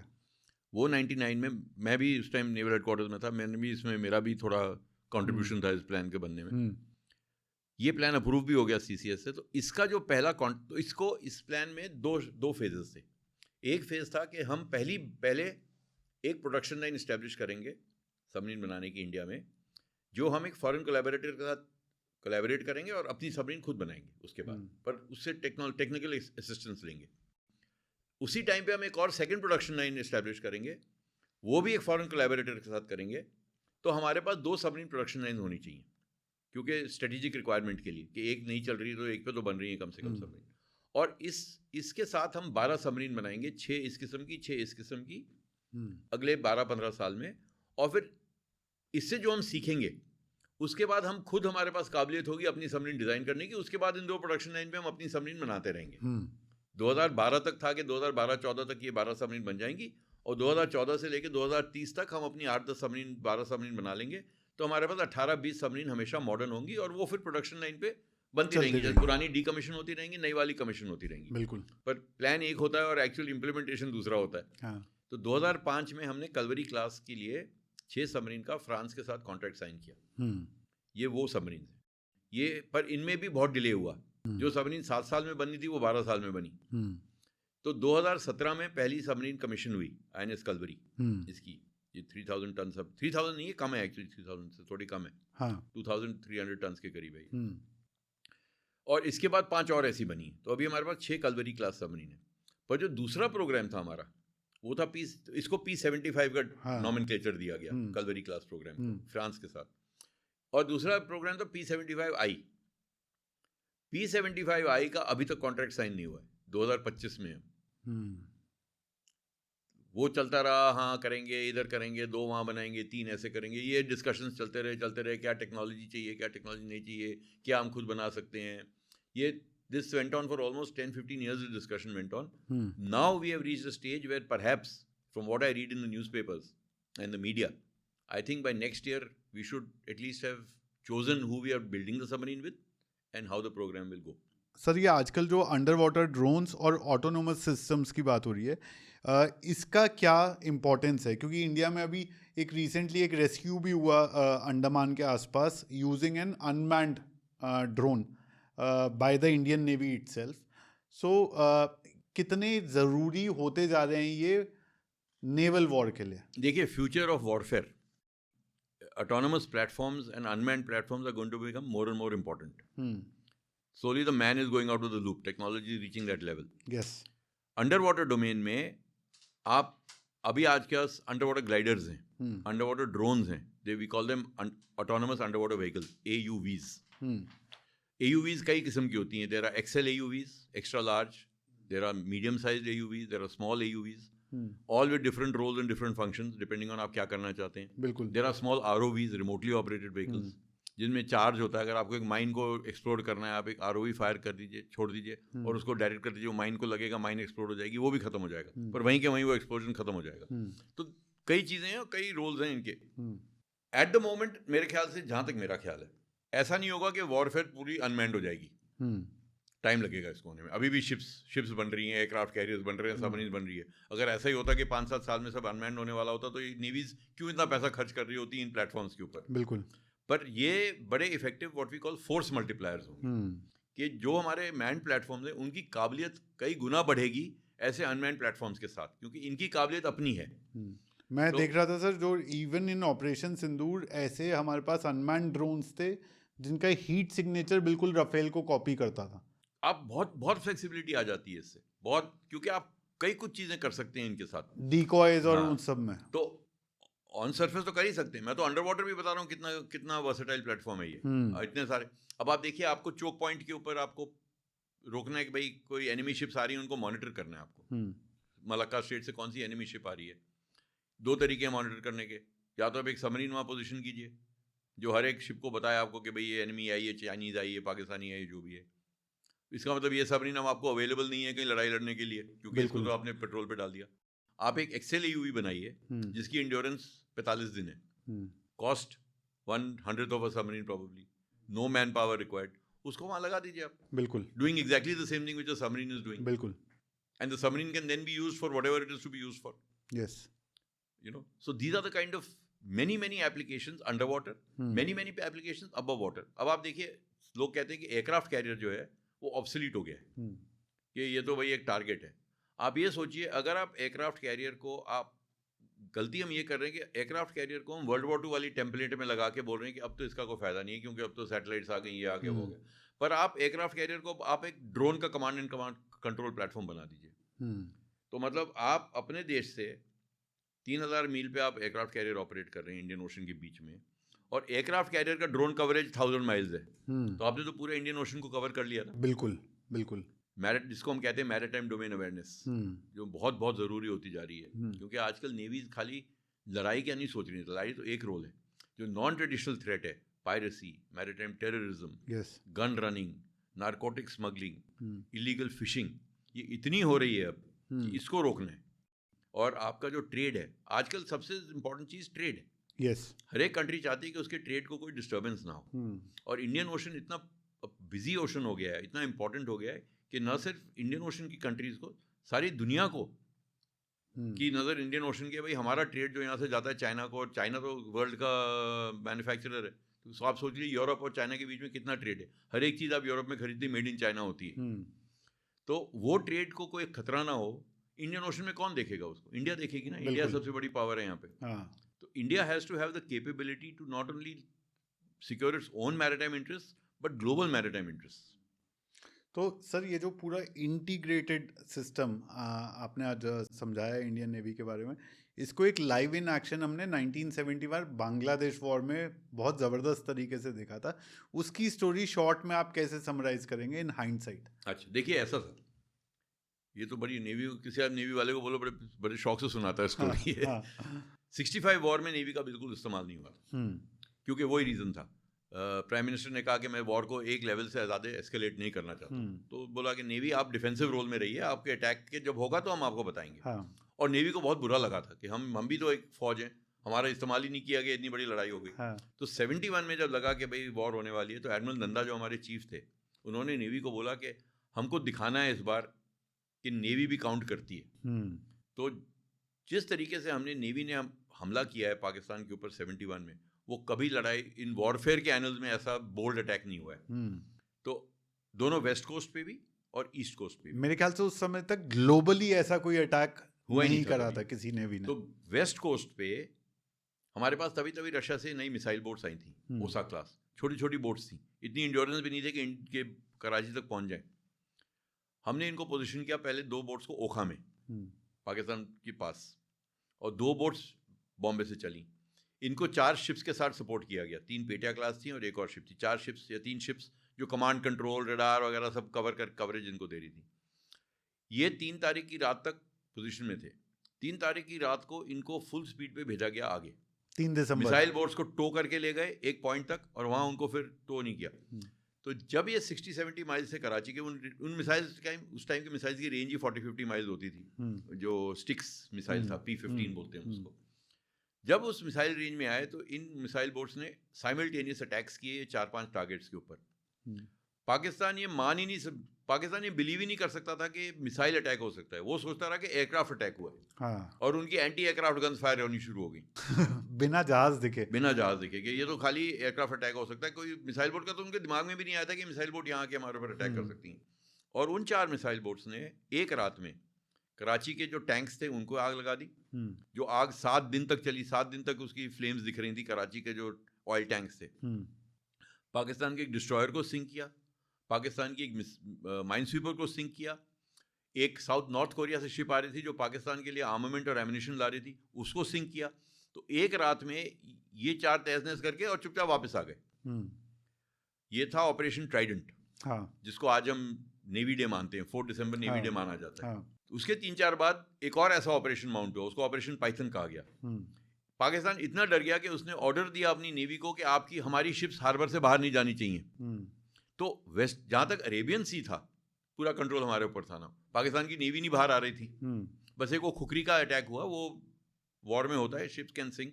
अच्छा, उसमें भी एक बहुत इंटरेस्टिंग बात ये है कि जनरल फीलिंग ये है कि जब नेवी की कोई शिप सिंक होती है तो उसका पूरी नेवी के ऊपर बहुत नेगेटिव इफेक्ट पड़ता है। और लोगों का मोराल डाउन हो जाता है कि भाई हमारी तो शिप सिंक हो गई। खुखरी के साथ उल्टा हुआ। खुखरी की सिंकिंग से नेवी को इतना और डिटर्मिनेशन हुआ कि उन्होंने और जोर से अटैक मारा पाकिस्तान के ऊपर। तो जो पाकिस्तान एंटिसिपेट कर रहा था कि भाई इंडियन नेवी तो घबरा जाएगी इस अटैक के बाद, वो नहीं हुआ। इनफैक्ट उसका ऑपोजिट हुआ। तो वेस्ट कोस्ट पे तो हमने पूरी सी डोमिनेंस कर ली। सी कंट्रोल था हमारा, पाकिस्तान की शिप्स ही नहीं बाहर आई beyond a particular date. East coast पे पाकिस्तान ने बड़ी स्मार्टली लड़ाई शुरू होने के बहुत पहले PNS गाजी, जो एक सबमरीन थी, उसको विशाखापट्टनम के बाहर पोजीशन कर दिया था। क्योंकि वो कॉन्फिडेंट था कि अगर विक्रांत ईस्ट कोस्ट पे गई, और उनको पता था कि ईस्ट कोस्ट पे है कहीं, तो विशाखापट्टनम तो एंटर करेगी, नेवी का एक बड़ा बेस है। तो गाजी को ये बोला गया था कि आप विक्रांत को सिंक करेंगे और आप अपनी पोजीशन नहीं गिव अवे करेंगे, चाहे इंडियन नेवी के अंदर बाहर जहाज जाएं, आप किसी को अटैक नहीं करेंगे, आप विक्रांत का वेट करेंगे, मेन टारगेट। तो शिप्स जा रही थी, आ रही थी, उनको भी नहीं पता था गाजी था वहाँ पे। Ghazi was waiting for Vikrant. Indian navy ने विक्रांत को वायदे भेजा ही नहीं, पोर्ट ब्लेयर भेज दिया। और विक्रांत का एक बॉयलर काम नहीं कर रहा था, वो रिपेयर हुआ। और उसके बाद विक्रांत जब गया अपनी एयर एलिमेंट के साथ, तो बे ऑफ बंगाल को पूरा उसने डोमिनेट किया। और जो सोर्सेज थी पाकिस्तान की, सप्लाई लाइन्स थी, खुलना और उसके जो पोर्ट्स थे बांग्लादेश के, ईस्ट पाकिस्तान के, उस टाइम उनके ऊपर इतना अटैक किया, एयर अटैक, कि वहाँ सब कुछ जो भी शिप्स थी वो ख़त्म हो गई, जो भी पाकिस्तान नेवी की कैपेबिलिटी वहाँ ख़त्म कर दी। तो पाकिस्तान आर्मी की जो सप्लाई लाइन्स थी वो ख़त्म हो गई। फिर अमेरिका ने धमकी दी कि हम 7th फ्लीट को भेज रहे हैं। आपको पता है वो स्टोरी भी, कि वो Kissinger because Kissinger did not like Indira Gandhi and Nixon did not like Indira Gandhi, so there was a threat to them. Yes, but Indian navy continue doing what it was doing and said ठीक है आने दो 7th fleet. अब क्यों 7th fleet नहीं आई, लोग बोलते हैं रशियन थे वहाँ पे, वो सब तो is not documented anywhere, it's talk. But the fact is that the Indian navy within 5 or 6 days of the war was fully dominant in the western Indian Ocean, I mean on its west coast and on the east coast. No Pakistani element could enter or leave any of these two major sources of their supply lines. और इसमें क्या हुआ कि बांग्लादेश में जो क्योंकि कुछ पहुंचा ही नहीं, तो पाकिस्तान आर्मी भी चौक हो गई, उनके सप्लाईज ही नहीं आ रहे थे वहाँ। और that is what helped General Manekshaw to capture 93,000 soldiers alive. Because there was no way, what could they do with them? Yes. They couldn't take them out, they couldn't do anything, they were in the country. They were trapped. So from the maritime side, we had totally choked off East Pakistan. Yes. We want to salute you for your service to the nation. Thank you so much, that's so kind of you. And the kind of work that you've done, both at policy level and in the seas. I think we as a nation are indebted to you. Yeah, no, I'm one of the few fortunate naval officers who spent a lot of time at sea. So and sir, thank you for making this time. आपने जो details में Indian navy के बारे में बताया, I think ये जानना हम सबके लिए बहुत ज़रूरी है, and it is a matter of pride for us that our waters are safeguarded by such strong navy that we can sleep peacefully. Absolutely, that I can assure you. Thank you, sir. Thank you in for fact, your time. just to add, the Navy today, the Indian Navy today, is operating at an operational tempo which we never saw when we were in service. Hats off to the Navy for the way it is operating today. Ships are continuously at sea and doing exercises. We exercise, I think, with some 29 navies we exercise with bilaterally, and 40 some navies we exercise with multilaterally. We take part in all kinds of other operations. We are deployed all around the world. We are the first responder. अभी श्रीलंका में cyclone हुआ और हमारे 2 ships वहाँ पहुँच गए थे relief material के साथ. तो today the Indian Navy is regarded as the preferred security partner and the first responder in the Indian Ocean region by everybody. वो reputation Indian Navy ने establish कर ली है कि when you are in trouble, come to us. Yes. We'll bail you out. We'll and बहुत लोगों को ये पता नहीं होगा कि इंडियन ओशन में पायरेसी को कंट्रोल करने के लिए अभी हमने बहुत ही अहम रोल प्ले किया उसमें. पहली बार पायरेसी यहाँ हुई थी 2008 और 2013 के बीच में. हाँ. कई नेवी थी सोमालिया में. पर अभी जो हुआ ये इजराइल हमस के अटैक से हुती रेबल्स ने अटैक करना शुरू किया. सोमाली पायरेट्स फिर ने अपनी गर्दन उठाई.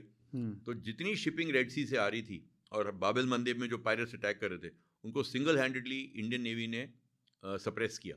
एंड ये शिप्स हमारी नहीं थी, ships for trade, because trade is the most important thing and the kind of loss the global economy है. आपको पता है, आप I mean your viewers might like to know, about 4 or 5 years ago Suez canal में एक ship फंस गई थी. It ran aground called Ever Given. Yes. Ever Given was, and not because of any accident, just it's ran aground. So not that it was attacked by anybody or anything. Ever Given was, I mean, the Suez Canal had to be shut for 3 days. Yes. The loss to the global economy because of that one ship was estimated at $30 billion. Yes. एक ship की वजह से. So imagine जब आप shipping disrupt कर दो किसी area की, तो क्या ग्लोबल इकोनॉमी को कितना लॉस होगा. It's not about one country, it's about the globe, the global economy, because the world has become so interconnected now that nobody can operate in isolation. Yes. You're part of a larger ecosystem. So India is in the Indian Ocean. Today, everyone looks to India to provide that security in the Indian Ocean. And we take that responsibility. When I say we, I say Indian Navy takes that responsibility very, very, very seriously. And to the extent that I was recently reading that countries like Australia, who are so far, and Japan, due to Quad relationship, they also rely on Indian Navy. Yes. for avoiding any conflict in the South China Sea vis-a-vis China, and they look at us as a very strategic partner. We have a very pivotal role to play in this entire Indo-Pacific region. Indian Navy का बहुत pivotal role है, because पहली बात तो हमारा size, हमारी capacity, और Indian Ocean में जो हमारा sway है, तो मतलब जितना trade आपका साउथ चाइना सी में जाता है वो इंडिया के पास से ही जाता है, जैसे मैंने कहा शुरू में. तो India has a very important role. India can do many things if it wants to. Yes. So but because we believe in maintaining what we call a rules based order at sea, yes, that we must, the world must abide by rules, because ये open ocean है. I think we have really established a very, very the Indian Navy has established itself extremely well. I mean, I as a former naval officer, I'm extremely proud of what the Navy is doing and how highly the Navy is regarded all over the world. And so thank you for making time to make all of us aware of this. Thank you so much. It was a pleasure indeed. I know it's been a long session, but I hope it was useful for your viewers. I hope they enjoy it. I am sure they will. Thank you so much, sir. Thank you. Thanks a lot.